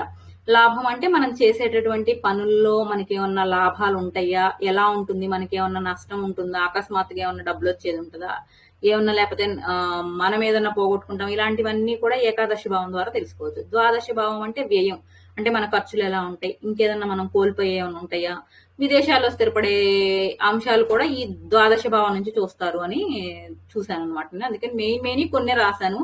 ఇవనే కాదు, ఒక్కొక్క భావంలో నాకు తెలిసి చాలా ఉంటాయి, కొన్ని లక్షలు ఉంటాయి అంటే, ఎందుకంటే మనం ఎన్నో విషయాలు ఉంటాయి కదా, ఏ విషయం ఏంటి అనేది తెలియదు. మెయిన్ గా మనం చూసుకునే భావాలు ఏవైతే ఉంటాయంటే, ఇప్పుడు ఎవరన్నా వెళ్తే ఎక్కువ వెళ్ళేది దేనికోసం వెళ్తారు, ఉద్యోగం ఎలా ఉంటుంది, వివాహం ఎలా ఉంటుంది, పిల్లలు ఎలా ఉంటారు, విద్య ఎలా ఉంటుంది, ధనం ఎలా ఉంటుంది, అందుకని చెప్పేసి ఇట్లా పెట్టారు అనమాట. అట్లాగే ఇప్పుడు అక్కడ ఎలా అయితే మనకి ఒక్కొక్క భావకారకత్వాలు ఉన్నాయో, అట్లాగే గ్రహ కారకత్వాలు కూడా ఉంటాయి. అంటే సూర్యుడు ఏ కారకత్వం వహిస్తాడు, చంద్రుడు దేనికి కారకత్వాలు వహిస్తాడు, ఇవన్నీ నేను మీకు లిస్ట్ పెట్టానండి, ఒకసారి చూసుకోండి. ఇంకా నెట్ లో ఇంకా చాలా ఉంటాయి, మీరు కావాలంటే ఒకసారి సెట్ చేసి చూసుకోండి. సూర్యుడు అంటే పితృకారకుడని, నేత్రకారకుడని, రాజ్యానికి అంటే ఉద్యోగానికి వాటికి సంబంధించి ఆయన ఉంటాడని. చంద్రుడు అంటే మాతృకారకుడు, అంటే మనస్సుకి, సౌఖ్యానికి, సౌందర్యానికి, వీటన్నిటికని. కుజుడు అంటే మనకి యుద్ధము, ఇంకా అట్లాగే విజ్ఞానానికి, ఇట్లాంటి శస్త్ర విద్యలకి, వాటన్నిటికీ ఆయన కారకత్వం వహిస్తాడని. బుధుడు అంటే ఎక్కువ వ్యాపారం, అంటే తెలివి, ఆయన విద్య, బుద్ధి కారకుడు, జ్యోతిష్యము, ఇలాంటి అంటే మనకి తెలివికి సంబంధించి, జ్ఞానానికి సంబంధించి అన్నిటి కూడా ఈయన. జ్ఞానము అంటే మళ్ళీ ఈయన వస్తారు గురువు. జ్ఞానం అంటే అట్లా కాదు, అంటే బిజినెస్ లాగా అనమాట, మన బుద్ధికి సంబంధించి దీనికి బుధుడు కారకత్వం వహిస్తాడు అనమాట. ఇక గురువు అంటే ఆయన సంతానానికి, జ్ఞానానికి, ధనానికి, అన్నిటికీ. ఇంకా గురువు అంటే మనకు తెలుసు కదా, ఎక్కువ ఈయనే కారకత్వం వహిస్తాడు. నెక్స్ట్ శుక్రుడు దేనికి, వివాహానికి ఈయన కారకత్వం వహిస్తాడు. అట్లాగే వాహన సౌఖ్యము, భోగాలు, అంటే మనం అనుభవించే భోగభాగ్యాలకు ఎక్కువ శుక్రుడు కారకత్వం వహిస్తాడు. నెక్స్ట్ రాహుకేతులు. రాహు వచ్చేసి మోహకారకుడు, విదేశయానానికి కూడా రాహు కారకత్వం వహిస్తాడు. అట్లాగే అధార్మిక, అంటే మనం అంటే దొంగతనం చేయడం, అంటే ఏమైనా బ్యాడ్ థింగ్స్ ఏమైనా చేసేది ఉంటే దానికి కూడా ఈ రాహువే కారకత్వం వహిస్తాడు అనమాట. నెక్స్ట్ కేతువు అనేది మోక్షం, మనకి ఎక్కువ కూడా మోక్షకారకుడు ఎవరు అంటే కేతువు. వైరాగ్యం కానీ, మనకి జ్ఞానానికి కానీ, దానికి ఎక్కువ కేతువు వహిస్తాడు అనమాట. ఇక శని అయితే తెలుసు కదా, కర్మకారకత్వుడు ఆయన. ఆయుర్దాయము, మృత్యువు, అధర్మము, దుఃఖము అన్ని కూడా ఆయనే కారకత్వం వహిస్తాడు. నెక్స్ట్ మనం ఏం తెలుసుకున్నాం, ఎన్ని గ్రహ కారకత్వాలు తెలుసుకున్నాం. తర్వాత ఇప్పుడు వరకు మనం తెలుసుకున్నంత ఏంటిది, సూర్యుడి ఆధారంగా మనం ఏం తెలుసుకుంటామని తెలుసుకున్నాం. సూర్యుడి ఆధారంగా ఏం క్యాలిక్యులేట్ చేస్తామండి, సూర్యుడి ఆధారంగా లగ్నం మేడం, లగ్నం క్యాలిక్యులేట్ చేస్తాం. అదే చంద్రుడి ఆధారంగా నక్షత్రం, నక్షత్రపాతం, ఇంకా రాశి, ఇంకా మన దశలు పూర్తి చేస్తాం. మరి దశ సిస్టమ్ మొత్తం కూడా చంద్రుడి ఆధారంగానే మనం, అంటే ఆ నక్షత్రాన్ని ఆధారంగానే మనం క్యాలిక్యులేట్ చేస్తాం. దీనికి కూడా అంతే. ఏంటి, చంద్రుడి ఆధారంగా మనం తెలుసుకోవాలి అంటే ఫస్ట్ అసలు మనం ఏ నక్షత్రంలో పుట్టాము అనేది తెలుసుకోవాలి. అది తెలియాలి అంటే కంపల్సరీగా ఏ రోజు పుట్టాము, ఏ సమయంలో పుట్టాము, ఏ నెలలో పుట్టాము, ఆ డీటెయిల్స్ అన్ని కావాలి మనకి. లగ్నానికి ఏ కావాలో ఇక్కడ కూడా అవే డీటెయిల్స్ కావాలి. దీనికి కూడా అంతే. ఆ రోజు ఏ నక్షత్రం అనేది మనకు కావాలంటే మన దగ్గర ఉన్నటువంటి పంచాంగమో, క్యాలెండరో, లేకపోతే ఆన్లైన్ ఏదో ఒక దాని మీద, దేంట్లో ఒక దాంట్లో మనం చూసుకోవాల్సింది. ఎందుకంటే మనం ఇలా చూడంగానే మనకి ఏమీ తెలియదు కదా ఇవన్నీ. సో అలా చూసుకొని ఏం చేస్తాం, ఫస్ట్ మనం ఏ నక్షత్రంలో పుట్టాము అంటే జూన్ 24న అతను ఏ నక్షత్రంలో పుట్టాము అనేది ఇక్కడ నేను తీసుకున్నాను చూడండి. అతను రోహిణి నక్షత్రంలో పుట్టాడు. ఆ నక్షత్రం ఎప్పుడు స్టార్ట్ అయింది, 23వ తారీఖు సాయంత్రం, అంటే 3:16 స్టార్ట్ అయింది. ఎప్పుడు ఎండ్ అయింది, 24వ తారీఖు 12:54. ఆయన ఎప్పుడు పుట్టాడు, 10 గంటలకు పుట్టాడు. నేను ఇక్కడ టైం ఏం లేదా, ఓకే. ఆయన జూన్ 24వ తారీఖు 10 గంటలకు పుట్టాడు. కాబట్టి మనం ఏం చేస్తాం, ఫస్ట్ జూన్ 23 నుంచి జూన్ 24 వరకు ఆ నక్షత్రం అనేది అసలు ఎంత సమయం ఉంది, మొత్తం ఆ నక్షత్ర కాలం అనేది ఎంత ఉంది అనేది ఫస్ట్ క్యాలిక్యులేట్ చేస్తాం. దాన్ని బట్టి నక్షత్ర కాలం ఎంత వచ్చింది, 1295 నిమిషాలు వచ్చింది. ఇది నక్షత్రం మొత్తం కాలం. వచ్చిన తర్వాత ఏం చేస్తాం, నక్షత్రం అంటే 4 పాదాలు కాబట్టి ఆ వచ్చిన సమయాన్ని 4తో డివైడ్ చేస్తే ఒక్కొక్క పాద కాలం ఎంత అనేది మనకు తెలుస్తుంది. సో ఇట్లా 1వ పాదం ఎక్కడి నుంచి ఎక్కడి వరకు ఉంటుంది, 2 ఎక్కడి నుంచి ఉంటుంది, 3వ పాదం ఎంత వరకు ఉంటుంది, 4వ పాదం ఎంత వరకు ఉంటుంది అనేది తెలుసుకుంటాం. నెక్స్ట్ మనం ఏ పాదంలో పుట్టాము అనేది మనం తెలుసుకోవాలంటే ఏం చేయాలి? ఫస్ట్ జన్మ సమయం ఎంత? మనం పుట్టింది 10ంటికి. నక్షత్రం ప్రారంభమైంది ఇప్పుడు 3 గంటల ముందు రోజు 3 గంటల 16 నిమిషాలకి స్టార్ట్ అయింది. సో ఈ రెండింటి మధ్య డిఫరెన్స్ తీసుకోవాలి. తీసుకుంటే ఎంత వచ్చింది మనకి? 273 నిమిషాలు వచ్చింది. అంటే అతను నక్షత్రం పుట్టినాక నక్షత్రం స్టార్ట్ అయిన తర్వాత 273 నిమిషాలు పుట్టాడు. దాన్ని బట్టి మనం ఏం చేయాలి అంటే ఆయన ఏ పాదంలోకి వచ్చాడు అనేది మనం చూసుకోవాలి. ఆయన మొదటి పాదంలోకి వచ్చాడు ఇక్కడ. సో అతని ఏంటిది? ఇది రోహిణి నక్షత్రము మొదటి పాదము. ఓకే సారీ అండి, ఇది తప్పు. అది నేను 4వ పాదం అయింది. అయితే వేరే స్క్రీన్ షేర్ చేస్తాను. ఇది వీడియో వేరేది వచ్చినట్టు.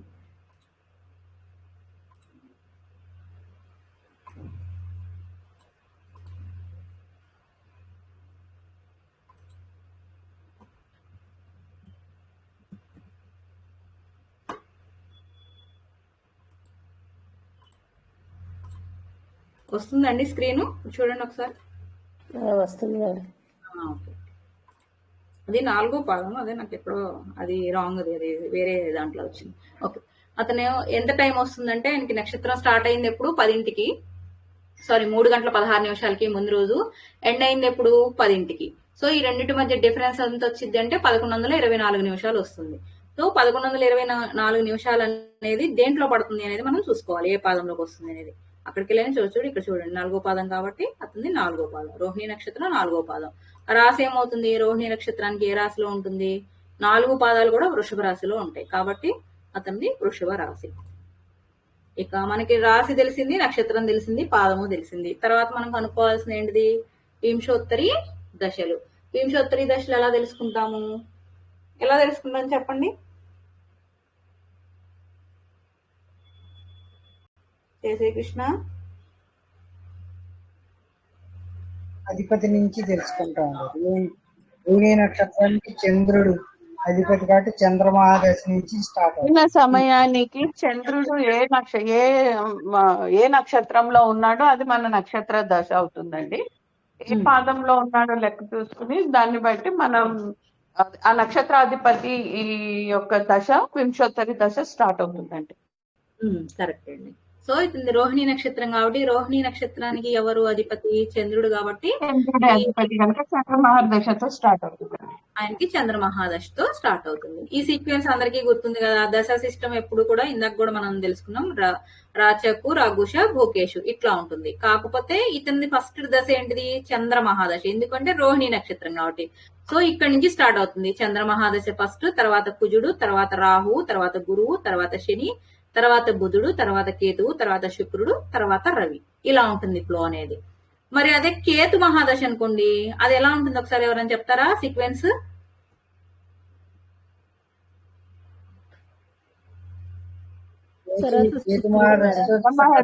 బుధ తర్వాత శుక్ర తర్వాత రవి తర్వాత చంద్ర తర్వాత కుజ తర్వాత రాహు తర్వాత గురువు తర్వాత శని తర్వాత బుధ తర్వాత కేతు.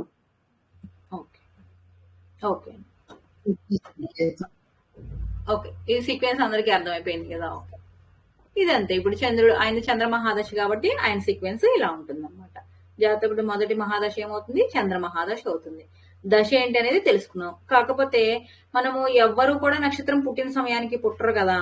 కాబట్టి ఆ దశలో అనేది అంటే ఆ నక్షత్రం స్టార్ట్ అయినాక కొంత టయానికి పుడితే ఏమవుతుంది? ఆ దశ ఉండాల్సినటువంటి మొత్తం సమయం ఉండదు, కొంత సమయం అనేది భుంటే అయిపోతుంది. అది కనుక్కోవాలన్నమాట మనం. సో ఇక్కడ చంద్ర మహాదశ ఏంటిది? మొత్తము 10 సంవత్సరాలు ఉంది. అంటే 10 సంవత్సరాలు అంటే 120 నెలలు అనుకోండి సపోజ్. రోహిణి నక్షత్రం వ్యవధి ఎంత అంటే 1298. కానీ జన్మ సమయానికి నక్షత్రం జరిగింది ఎంత ఉంది? 1124. ఇంకా మిగిలింది ఎంత ఉంది? 174 నిమిషాలు. అంటే ఇప్పుడు మనం కనుక్కోవాల్సింది ఏంటంటే ఈ 174 నిమిషాలకి ఇంకా చంద్ర మహాదశ అంటే 10 సంవత్సరాల చంద్ర మహాదశ 1298 నిమిషాలు. కానీ మనకి మిగిలింది ఎంత? 174 నిమిషాలు మాత్రమే. సో ఈ 174 నిమిషాలకి చంద్ర మహాదశ ఎంత ఉంది అనేది మనం కనుక్కోవాలి. అలా కనుక్కుంటే మనకి ఎంత వచ్చింది? 1 సంవత్సరము 4 నెలలు మాత్రమే ఉందన్నమాట చంద్ర మహాదశ. నెక్స్ట్ అంటే చంద్రమహాదశ 1 సంవత్సరం 4 నెలలు అంటే మిగతా 8 సంవత్సరాలు 8 నెలలు ఏమైపోయినట్లు భుంక్తి అయిపోయినట్లు అన్నమాట. మిగిలింది చంద్రమహాదశ మొత్తం ఉండాల్సినటువంటి 10 సంవత్సరాలలో భుంక్తి ఏమో 8 సంవత్సరాలు 8 నెలలు అంటే అయిపోయింది. ఈయన పుట్టేటప్పటికి ఆ దశ అంతవరకు వెళ్ళిపోయింది. ఇంకా మిగిలింది ఎంత ఉంది? ఈయన పుట్టిన దగ్గర నుంచి 1 సంవత్సరము 4 నెలలు మాత్రమే ఉంది చంద్రమహాదశ అనేది. సో దాన్ని బట్టి మనం ఏం చేసాము, ఫస్ట్ చంద్రమహాదశ ఎప్పుడు పుట్టాడు? జూన్ 24 నుంచి 1 సంవత్సరం 4 నెలల వరకు అయితే ఎంత టైం వస్తుందో నోట్ చేసుకోండి. అట్లా ఈ క్రమంలో కుజుడు ఎప్పటి నుంచి ఎప్పటి వరకు ఉంటాడు, రాహువు వాళ్ళ సంవత్సరాలు ఉన్నాయి కదా, ఇవి వీటికి యాడ్ చేసుకుంటూ వెళ్ళడమే. నెక్స్ట్ ఇప్పుడు వరకు మనం తెలుసుకుంది ఏంటిది? మహాదశలు. మహాదశల్లో మళ్ళీ అంతర్దశలు క్యాలిక్యులేట్ చేయాలంటే ఏం చెప్పాను? ఫస్ట్ మీరు ఈ భుంక్తి వీడి జోలికి వెళ్లకుండా ఫస్ట్ ఎవరైనా కానీ ఒక వ్యక్తి ఫుల్ నక్షత్రం స్టార్ట్ అయినప్పుడు పుట్టాడు అనుకొని అన్ని దశలకి అంతర్దశలు క్యాలిక్యులేట్ చేసుకోమని చెప్పాం. మనం ఒక టేబుల్ వేసుకున్నాం కదా, అందరికీ గుర్తే ఉంటుంది. ఫస్ట్ రవి మహాదశలో అంతర్దశ క్యాలిక్యులేట్ చేయాలనుకోండి, ఏం చెప్పాను ఫార్ములా? మీరు సింపుల్ గా చేయాలి అంటే సార్ చెప్పినట్టు 6 × 6 చేసి 36.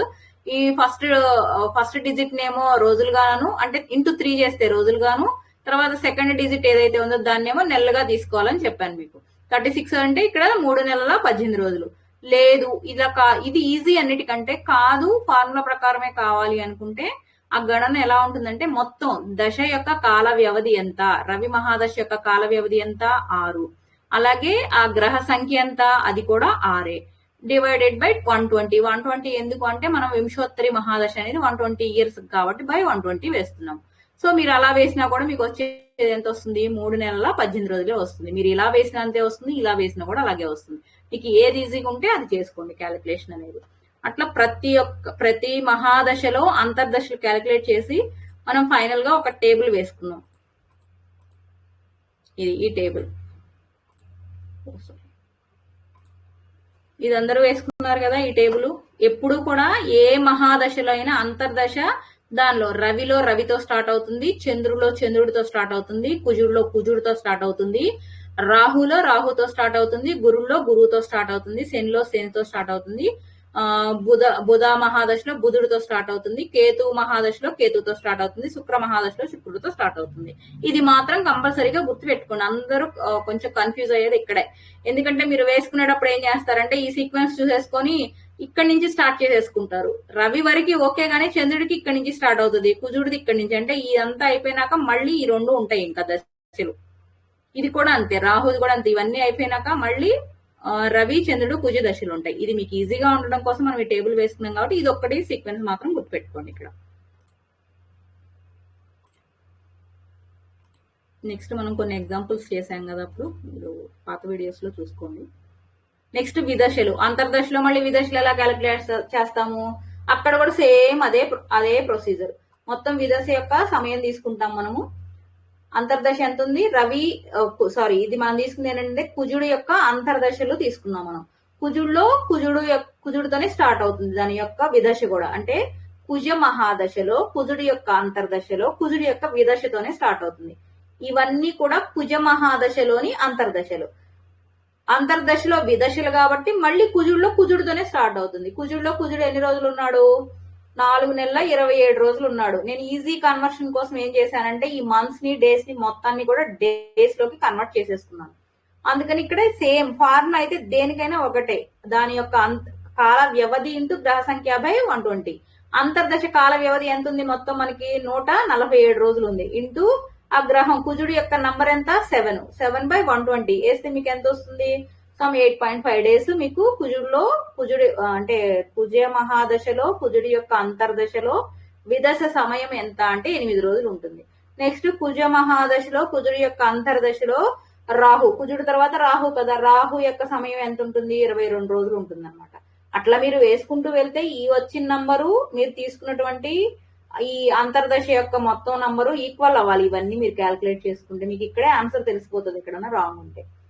ఒకవేళ ఇది మాకు అర్థం కాలేదండి విదశ అంటే ఏం ప్రాబ్లం లేదండి, మహాదశ అంతర్దశల వరకు వస్తే చాలు. ఎవరైనా కూడా మహాదశ అంతర్దశ వరకే వెళ్తారు. ఎక్కువ ఇంట్రెస్ట్ ఉన్న వాళ్ళు నేర్చుకోండి, లేదంటే ఇంతవరకు వేసుకోండి.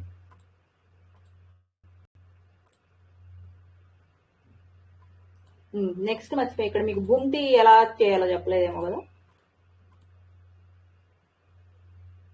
ఇందాక మనం తీసుకున్న అతన్ని 24th జన్మించాడు కదా, అతనికి ఈ చంద్ర మహాదశ అనేది మొత్తం 10 సంవత్సరాలు ఉండాలి. కానీ ఆయనకి మిగిలింది ఎంత?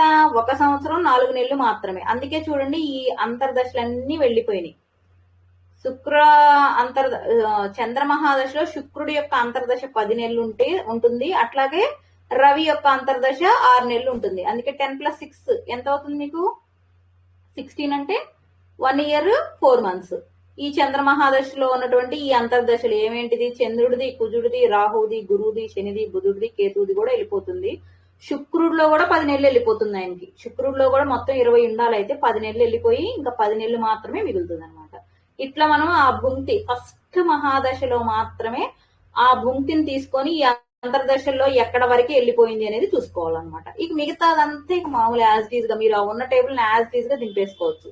చంద్ర మహాదశ అయితే ఫస్ట్ దశ మీ చంద్రదైతే చంద్రుడిలో ఏమన్నా భుంక్తి ఉంటే ఆ భుంక్తి తీసేసుకోవాలి.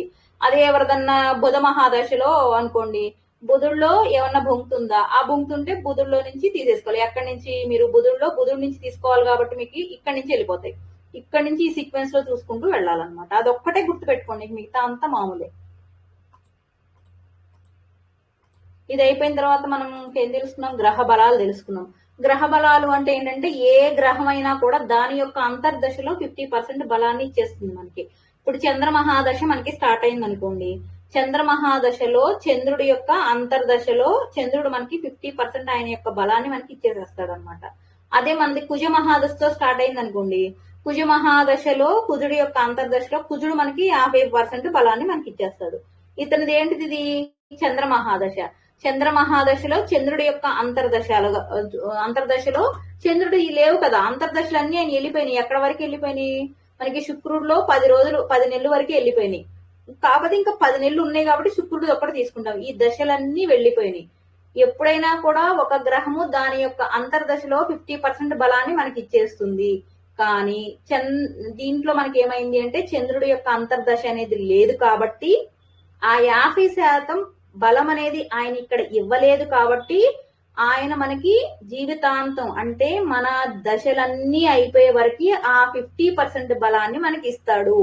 చంద్రుడు మంచివాడైతే మంచి బలాన్ని ఇస్తాడు, మనకి చంద్రుడు నెగిటివ్ అయితే నెగిటివ్ బలం. కాకపోతే ఆ 50% బలం అనేది దాని ఏమంటారు, ఆ దశా సిస్టమ్ మొత్తం అయిపోయే వరకు మనకి ఆయన యొక్క బలం అనేది అలాగే ఉంటుంది అనమాట. అది ఇంకేమీ మారదు. ఆ 50% బలము మంచి గాని చెడు గాని అది మన జాతకాన్ని బట్టి ఉంటుంది. మన జాతకానికి చంద్రుడు మంచి చేస్తే ఆ 50% బలం అనేది మనకు మంచిగా ఉపయోగపడుతుంది, అదే చెడు చేస్తే మనకి చెడుగా ఉపయోగపడుతుంది అనమాట. ఇది ఒక్కటి గుర్తు పెట్టుకోండి. భుంక్తి మళ్ళీ రిపీట్ చేస్తారా ప్లీజ్? ఓకే అండి. ఇప్పుడు ఈ దశా సిస్టమ్ లో ఏంటంటే ఏ గ్రహమైనా సరే, చంద్రుడు కానీ బుధుడు కానీ గురుడు కానీ శుక్రుడు కానీ ఏ గ్రహమైనా దాని యొక్క అంతర్దశలో 50% బలాన్ని మనకి ఇచ్చేస్తుందండి. ఇంతవరకు అర్థమైందా? జయ శ్రీకృష్ణ. అంతవరకు అర్థమైందండి. ఇక్కడ ఏమైంది, ఈ కేసులో ఏమైంది, మనకి చంద్రుడిలో చంద్రుడు అనే అంతర్దశ మనకి జరగలేదు కదా, జరగలేదు కాబట్టి ఈ అంతర్దశలో ఆయన ఇక్కడ ఇవ్వాల్సినటువంటి 50% ఏదైతే ఉందో అది ఇవ్వలేదు కాబట్టి ఏమవుతుంది, మనకి ఈ వింశోత్తరి దశ ఎండింగ్ వరకు ఆ 50% బలము అలాగే ఉంటుంది. చంద్రుడు ఇచ్చేటటువంటి 50% బలం అనేది అలాగే ఉంటుంది. అది పాజిటివ్ కానివ్వండి నెగిటివ్ కానివ్వండి. ఇది అర్థమైందా? ఇక్కడే కొద్దిగా కన్ఫ్యూషన్ అవుతున్నాను. ఇప్పుడు చంద్రుడిలో చంద్రుడు అంటే మీరు భుక్తి అయిపోయిందని అంటున్నారా? ఇప్పుడు అంటే ఈ జాతకుడికి ఏమైనాయండి, ఈ అంతర్దశలన్నీ వెళ్ళిపోయినాయి కదా, ఏమి లేవు కదా, అసలు జరిగేది ఏమి లేదు.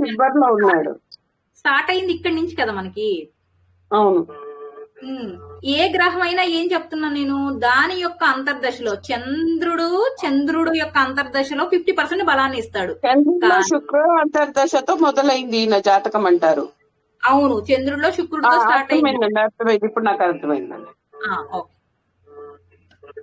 శుక్రుడితో స్టార్ట్ అయింది కానీ చంద్రుడిది జరగలేదు కాబట్టి ఈయన ఇచ్చేటువంటి 50% బలం ఏదైతే ఉందో అది ఆయనకి ఆ వింశోత్తరి దశ అయిపోయి అంటే చంద్ర మహాదశ తర్వాత వచ్చే దశలు అన్ని కంప్లీట్ అయిపోయి మళ్ళీ మనం బతికుంటే మళ్ళీ చంద్ర మహాదశ వచ్చే వరకు ఆ 50% బలం అలాగే ఉంటుంది.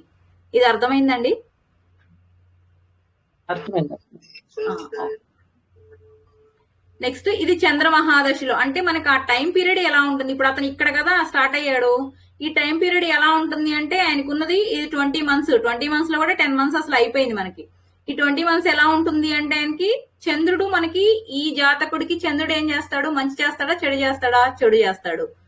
అట్లాగే శుక్రుడు ఏం చేస్తాడు, చెడు చేస్తాడు. అవునా? అంటే చంద్రుడు శుక్రుడు ఇద్దరు చెడు చేసేవాళ్ళే ఈయనకి. కాబట్టి ఇక్కడ చంద్రుడిది 15% ఉంది, శుక్రుడిది 100% ఉంది. అంటే ఆయనకి 115% నెగిటివే ఉంది. అంటే ఈయనకి టైం పీరియడ్ మొత్తం ఈ 10 months 20 months ఎంతైతే ఉంటుందో ఆ టైం పీరియడ్ మొత్తం ఆయనకి నెగిటివ్ గానే ఉంటుంది. నెక్స్ట్ దానికి వెళ్తే చంద్రుడిలో రవి. చంద్రుడేమో చెడు చేసే అతను, కానీ రవి మాత్రం ఈయనకి మంచి చేసే అతను. రవి యొక్క మహాదశ అయిపోయిందా? అవ్వలేదు. ఎందుకంటే స్టార్ట్ అయింది ఫస్ట్ చంద్రుడిది కదా. రవి మహాదశ ఎప్పుడు అవుతుంది మనకి? లాస్ట్ లోకి అవుతుంది. ఈ చంద్ర మహాదశతో స్టార్ట్ అయిన వాళ్ళకి రవి ఎప్పుడు వస్తుందండి? లాస్ట్ లో వస్తుంది.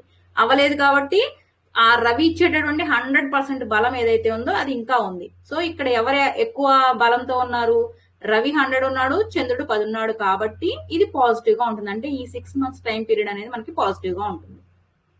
అర్థమైందండి?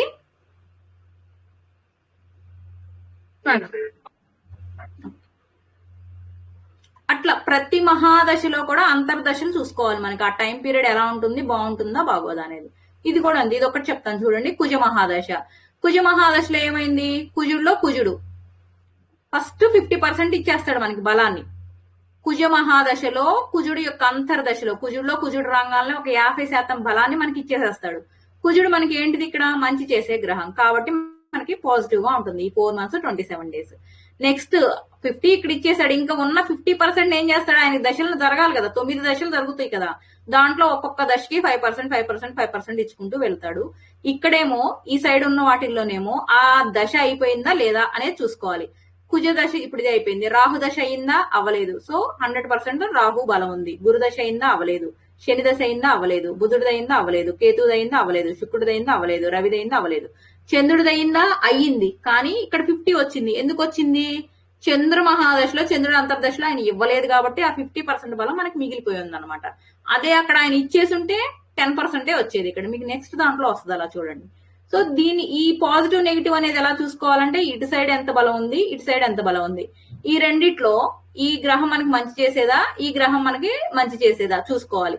మంచి చేసే గ్రహానికి ఎక్కువ బలం ఉంటే మనకి పాజిటివ్ గా ఉంటుంది. అదే చెడు చేసే గ్రహానికి ఎక్కువ బలం ఉంటే నెగిటివ్ గా ఉంటుంది. ఇక్కడ చూడండి, కుజుడికి ఏమో 45 ఉంది, రాహుకేమో 100 ఉంది. రాహు ఏంటిది మనకి ఇక్కడ? చెడు చేసేది 100. ఈయనేమో 45 వరకు బలం ఎక్కువ ఉంది, రాహుకు ఉంది. కాబట్టి మనకి ఈ టైం పీరియడ్ అనేది నెగిటివ్ గా ఉంటుంది అనమాట. అట్లా చూసుకోవాలి మీరు.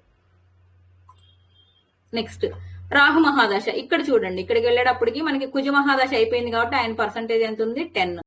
అట్లా మీకు ఒక్కొక్క దశ అయిపోయేటప్పటికి ఆ గ్రహం యొక్క శక్తి అనేది క్షీణిస్తూ ఉంటుందండి. అది గుర్తుపెట్టుకోండి.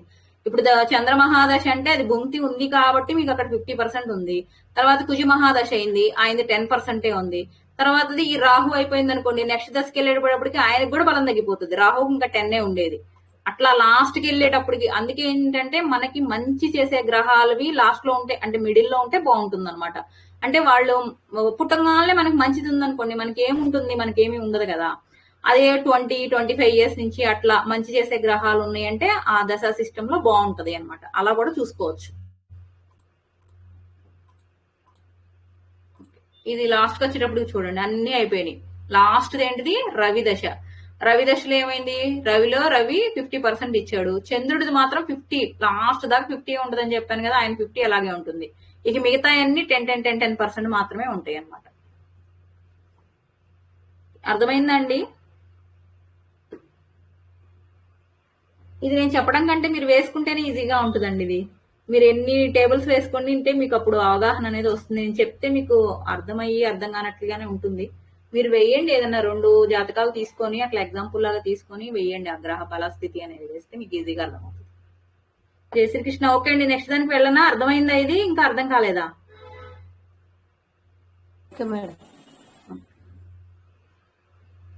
నెక్స్ట్ గ్రహ దృష్టి అనేది తెలుసుకున్నాం. గ్రహాలకి ఏంటిది, ఏ గ్రహానికైనా కూడా 7వ దృష్టి 1, 7 అనేది కామన్ గా ఉంటుంది. కానీ కుజుడికి, గురుడికి, శనికి మాత్రం స్పెషల్ దృష్టిలు ఉన్నాయి. ఏమున్నాయి? 4, 7, 8 అనేదేమో కుజుడికి, గురువుకేమో 5, 7, 9, శనికి వచ్చేసి 3, 7, 10. ఈ 7 అనేది అన్నిటికీ కామనే. స్పెషల్ ఏంటి? కుజుడికి 4, 8, గురువుకి 5, 9, శనికి 3, 10. అందుకే మనం ఏం చేయాలి, ఫస్ట్ మనం ఈ టేబుల్ ఉంది కదా, ఇప్పుడు ఇది జాతకుడు యొక్క టేబుల్, లగ్నము D1 చార్ట్. ఈ చార్ట్ లో చూడంగానే ఏ గ్రహం దేని చూస్తుంది. ఫస్ట్ సూర్యుని తీసుకున్నాం అనుకోండి, సూర్యుడు తను చూసుకుంటున్నాడు కాబట్టి దృష్టి 1 లో సూర్యుడు ఉన్నాడు. అట్లాగే తనతో పాటు గురువు కూడా ఉన్నాడు కదా, గురువుని కూడా చూసుకుంటున్నాడు. నెక్స్ట్ ఆయన ఇంకో దృష్టి ఏంటిది? 7వ దృష్టి. 7వ దృష్టి అంటే ఎక్కడ వస్తుంది? ఇది ఆపోజిట్. ఎవరైనా ఉన్నారా? ఎవరు లేరు కాబట్టి ఇంకా ఆయనకి ఏది లేదు. నెక్స్ట్ సూర్యుడు తర్వాత చంద్రుడు. చంద్రుడు ఎక్కడ ఉన్నాడు? ఇక్కడ ఉన్నాడు. చంద్రుడు ఎవరిని చూసుకుంటున్నాడు? ఆయనే చూసుకుంటున్నాడు. ఆయనకు ఆపోజిట్ లో ఎవరు లేరు. ఈయనకు ఉంది 7వ దృష్టి కాబట్టి, సో ఆయనకి ఇంకేది లేదు, ఆయనే చూస్తున్నాడు. నెక్స్ట్ కుజుడు. కుజుడు ఎక్కడ ఉన్నాడు? ఇక్కడ ఉన్నాడు. ఫస్ట్ ఆయన చూసుకుంటున్నాడు, అట్లాగే కేతువుని చూసుకుంటున్నాడు, అట్లాగే లగ్నాన్ని కూడా చూసుకుంటున్నాడు. ఇక్కడ లగ్నం కూడా రాసుకోవచ్చు. కుజుడికి ఇంకా ఎక్స్ట్రా దృష్టిలు ఏమున్నాయండి? కుజుడికి ఏ నంబర్ చెప్పండి? 4, 8. 4, 8. సో 4 లో ఎవరు ఉన్నారా? ఇట్లా 1, 2, 3, 4. 4 లో ఎవరు లేరు. 5, 6, 7, 8. 8 లో ఎవరున్నారు? శని ఉన్నాడు. కాబట్టి కుజుడు 8వ దృష్టిలో ఎవరున్నారు? శని ఉన్నాడు. నెక్స్ట్ కుజుడు తర్వాత రాహు. రాహు ఎక్కడున్నాడు? ఇక్కడ ఉన్నాడు. ఆయనే చూసుకుంటున్నాడు. అట్లాగే at the same time Rahu opposite లో ఉన్నటువంటి 7వ దృష్టితో కేతువుని చూస్తాడు. ఇదైతే మనకు తెలిసిపోతుంది. ఇంకొకటి ఏం చూస్తున్నాడు? కుజుడిని కూడా చూస్తున్నాడు 7వ దృష్టితో. అట్లాగే లగ్నాన్ని కూడా చూస్తున్నాడు. అదే రాహు తను చూసుకుంటున్నాడు, 7వ దృష్టితో కుజుడిని, కేతువుని, లగ్నాన్ని చూస్తున్నాడు. నెక్స్ట్ గురువు. గురువుకి ఏమున్నాయండి స్పెషల్ దృష్టి? చెప్పండి నంబరు. 9. 5, 9 గురువుకి. సో గురువు తను చూసుకుంటున్నాడు. 5 లో ఎవరన్నా చూస్తున్నాడా? 1, 2, 3, 4, 5 ఎవరు లేరు. 6, 7, 8, 9. 9 లో రాహు. గురువు సూర్యుని కూడా చూస్తున్నాడు. అది అవునండి, అవును, కరెక్ట్. ఓన్ దాంట్లో గురువు సూర్యుని కూడా చూస్తున్నాడు. ఇది రాయలేదు, నేను మర్చిపోయినట్లున్నాను. కరెక్ట్. 1వ దృష్టితో ఆయన గురువు సూర్యుని కూడా చూస్తున్నాడు. ఇక్కడ గురువు, ఇక్కడ సూర్యుడు కూడా వస్తుందండి. ఓన్ ప్లస్ సూర్యుడు అని కూడా వస్తుంది. నెక్స్ట్ 9వ దృష్టితో రాహు కూడా చూసుకుంటున్నాడు.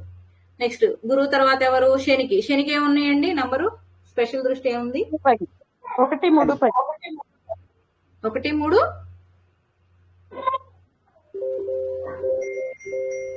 1, 3, 10. అవునండి, మీది వినిపించలేదు, మీది బ్రేక్ అయింది నాకు. సో శని ఎక్కడున్నాడు? ఇక్కడున్నాడు. 1వ దృష్టితో తను చూసుకుంటున్నాడు. 1. నెక్స్ట్ 7వ దృష్టితో ఎవరన్నా చూస్తున్నాడా శని? ఎవరిని చూస్తలేదు, ఏమీ లేవు కదా 7వ దృష్టిలో చూస్తాను ఇప్పుడు ఆయనకి ఇక్కడ.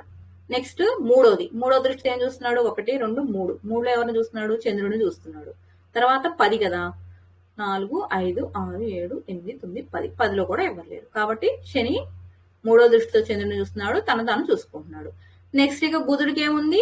ఆయన చూసుకుంటాడు, లేదంటే ఆయనకి ఎదురుగా ఎవరైనా ఉంటే చూస్తాడు. ఆయనకి ఎదురుగా ఎవ్వరు లేరు కాబట్టి 1వ దృష్టి.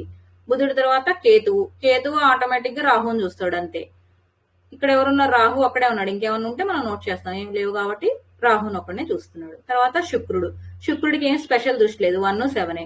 1 లో ఆయన చూసుకుంటున్నాడు. 7 లో ఎవరైనా ఉన్నారా? ఎవరు లేరు ఆపోజిట్ లో. ఇట్లా మనం ఆ దృష్టులు రాసుకోవాలి ముందు. ఎందుకు అంటే ఇప్పుడు మనం చూసుకునేటప్పుడు ఏంటంటే ఈ చూస్తూ ఉంటాం కదా, ఈ బాక్స్ లో భావాలు వేసుకున్నప్పుడు మనకి ఈ గ్రహాలు ఇక్కడ మంచి చేస్తూ ఉండొచ్చు. సపోజ్ ఈ భావంలో బుధుడు మనకి మంచి చేసేవాడు అనుకోండి, కాకపోతే ఈయన్ని ఎవరన్నా వెనక నుంచి చూస్తున్నారు అనే దాన్ని బట్టి కూడా ఈ ఇచ్చే ఫలితం అనేది డిపెండ్ అయి ఉంటుంది. అందుకని ఈ దృష్టులు అనేది కంపల్సరీగా నోట్ చేసుకోవాలి మనం. అది ఇంటర్ప్రిటేషన్ లో చెప్తారులేండి సార్. నెక్స్ట్ గ్రహాల యొక్క ఉచ్చ నీచ స్థానాలు అనేది తెలుసుకున్నాం కదా మనము. అంటే రవికి, సూర్యుడికి ఏది ఉచ్చ స్థానము? మేషము. ఎందుకు అంటే మేషం అనేది ఎప్పుడు వస్తుందండి? ఏప్రిల్లో ఎండలు ఎక్కువగా ఉంటాయి కదా, అలా గుర్తుపెట్టుకోండి మీరు కొన్నిటికి. మేషం కాబట్టి రవి ఉచ్చ స్థానంలో ఉంటాడు. అట్లాగే నీచ స్థానంలో ఎక్కడ ఉంటాడు? తులలో ఉంటాడు. రవి ఉచ్చ స్థానంలో మేషంలో ఉంటాడు, నీచ స్థానంలో తులలో ఉంటాడు. ఆపోజిట్ ఈ 7వ స్థానంలో ఆపోజిట్ అంతేనండి. 7వ స్థానం అంతే 7వ స్థానం నీచం అంతే. వాటికి ఉచ్చ స్థానం గుర్తుపెట్టుకుంటే ఆటోమేటిక్ ఏడో స్థానం వాటికి నీచం అయిపోతుంది. అలా అయినా గుర్తుపెట్టుకోవచ్చు. సో ఇప్పుడు శనికి ఏంటిది ఉచ్చ అయిపోయింది, సారీ రవిది అయిపోయింది. శనికి ఉచ్చ స్థానం ఏంటి తుల. అట్లాగే నీచ స్థానం ఏంటిది ఆపోజిట్ మేషం. రవి శనికి ఒకటి ఉచ్చ స్థానం అయితే ఒకటి నీచ స్థానము, ఒకళ్ళకి ఉచ్చం అయితే ఆపోజిట్ అండి. ఇది ఒకటి గుర్తుపెట్టుకోండి, ఒక కాంబినేషన్ గుర్తుపెట్టుకోండి. రవికి మేషము ఉచ్చ, అట్లాగే శనికి నీచ. అప్పుడు ఆటోమేటిక్ గా మీకు ఈ కాంబినేషన్ అర్థమైపోతుంది. నెక్స్ట్ చంద్రుడికి ఉచ్చ స్థానం ఏంటిది వృషభం. అంటే ఏంటంటే ఈ గ్రహాలు అనేవి బాక్స్ లో పడ్డాయి అనుకోండి. సపోజ్ రవి అనేవాడు మేషం అనే రాశిలో ఉంటే ఏంటంటే ఆయన మనకి మంచి చేసే ఇది ఉంది అంటే గనక ఆయన ఇచ్చే ఫలితాలు ఉచ్చ అంటే బాగుంటాయి, ఆయన ఇచ్చే ఫలితాలు చాలా బాగుంటాయి. అదే నీచిలో పడ్డాడు అనుకోండి, రవి మనకి మంచి చేసే గ్రహం అయి ఉండి నీచిలో పడితే ఏమవుతుందంటే ఆయనకి మనకి ఇవ్వాల్సినటువంటి ఫలితాలు ఇవ్వలేడు. అక్కడ మీనింగ్ అదనమాట. అందుకు ఉచ్చ నీచ స్థానాలు. అదే మనకి చెడు చేసే గ్రహాలు గనక నీచిలో పడ్డాయి అనుకోండి, మనకి చెడు చేసే గ్రహాలు నీచిలో పడ్డాయి అనుకోండి, అంటే అవి మనకి యాక్చువల్ గా చెడు చేయాలి, కానీ నీచిలో పడ్డాయి కాబట్టి మనకి చెడు చేయలేవు, ఎందుకంటే వాటికి శక్తి ఉండదు కాబట్టి. అలా గుర్తుపెట్టుకోండి. సో అట్లా ప్రతి గ్రహానికి ఉచ్చ నీచ స్థానాలు ఉన్నాయి. రవికేమో మేషం ఉచ్చ, నీచ వచ్చేసి తుల. శనికేమో తుల వచ్చేసి ఉచ్చ, నీచం వచ్చేసి మేషం. నెక్స్ట్ వృషభానికి చంద్రుడికి వచ్చేసి వృషభం వచ్చేసి ఉచ్చ, అట్లాగే వృశ్చికం వచ్చేసి నీచ. గురువుకి వచ్చేసరికి కర్కాటకం వచ్చేసి ఉచ్చ, మకరం వచ్చేటప్పటికి నీచ. అలాగే కుజుడికి మకరం వచ్చేసేటప్పటికి ఉచ్చ, ఈ కర్కాటకం వచ్చేటప్పటికి నీచ. బుధుడికి కన్య అనేది ఉచ్చ స్థానము, అలాగే మీనం అనేది నీచ స్థానము. శుక్రుడికి ఇది బుధుడు కన్య అనేదేమో నీచ స్థానము, ఇది మీనం అనేది ఉచ్చ స్థానం అవుతుంది అనమాట. ఇట్లా ఆపోజిట్ డైరెక్షన్ మీరు ఒకటి గుర్తుపెట్టుకుంటే ఉచ్చ స్థానాలు నీచ స్థానాలు ఆటోమేటిక్ గా వేసేసుకోవచ్చు. అది మీ ఇష్టం, మీరు ఎలా అయినా గుర్తుపెట్టుకోండి. ఇది మాత్రం కంపల్సరీగా కావాలండి, ఉచ్చ స్థానాలు నీచ స్థానాలు. ఫస్ట్ చూడంగానే మనము ఆ బాక్స్ చూడంగానే మనం ఫస్ట్ చూసేది ఎవరైనా కూడా గ్రహాలు ఎవరైనా ఉచ్చ స్థానాల్లో ఉన్నారా, ఉంటే ఆ గ్రహం మనకు మంచి చేస్తుందా లేదా. నీచ స్థానాల్లో ఉన్నారా, ఆ గ్రహం మనకు మంచి చేసే గ్రహం అయితే మన బ్యాడ్ లక్. నీచ స్థానంలో పడింది అంటే ఆయన ఇచ్చే ఫలితాలు మనకి ఇవ్వడు. అదే మనకి చెడు చేసే గ్రహం అనుకోండి, ఆయన ఇవ్వాల్సినటువంటి చెడు ఫలితాలు తక్కువ ఇస్తాడు. అట్లా అనుకోవాలన్నమాట. జై శ్రీకృష్ణ అండి. ఇంతవరకు మనకి ఫస్ట్ లెవెల్లో సార్ చెప్పినవన్నీ మీకు టాపిక్స్ అన్ని కవర్ చేశాను. నేనైతే ఏది మిస్ చేయలేదు. అందరికీ అర్థమైంది అనుకుంటున్నాను.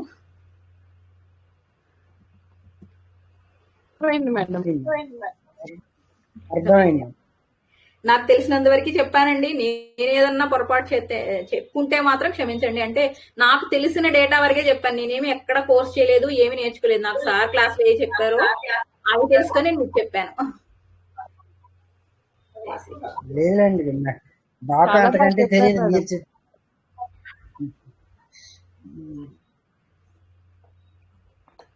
ఓకే అండి. సారు మళ్ళీ మనకి భజగోవిందం అయిపోయిన తర్వాత మళ్ళీ ఒకసారి రివిజన్ కూడా చేస్తానన్నారు. ఒక 2 క్లాసెస్ లో రివిజన్ పెట్టి మిగతా 2 క్లాసెస్ లో కొన్ని మెయిన్ టాపిక్స్ ఉన్నవి అవి కవర్ చేస్తాను అని చెప్పారండి. ఇంకా టైం అయితే తెలియదు, భజగోవిందం అయిపోయినాక చెప్తానని చెప్పారు. ఉంటే కనుక గ్రూప్ లో మెసేజ్ పెడతారు. అప్పటి వరకు మీరు ఏం చేస్తారంటే ఇవన్నీ మర్చిపోకుండా రివిజన్ చేసుకోండి. బ్యాక్ ఉన్నవన్నీ ఒక్కొక్కటి వీడియోస్ లో.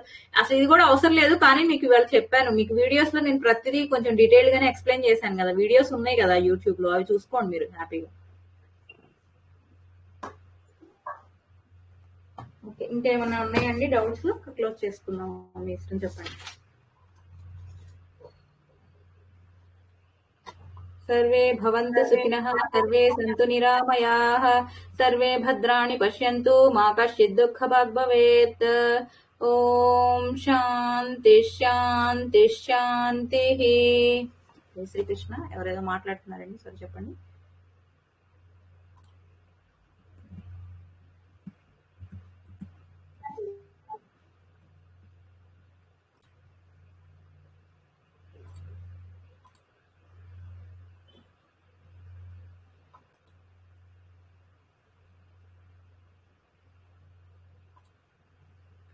జై శ్రీకృష్ణ అండి. క్లోజ్ చేయను ఇంకా.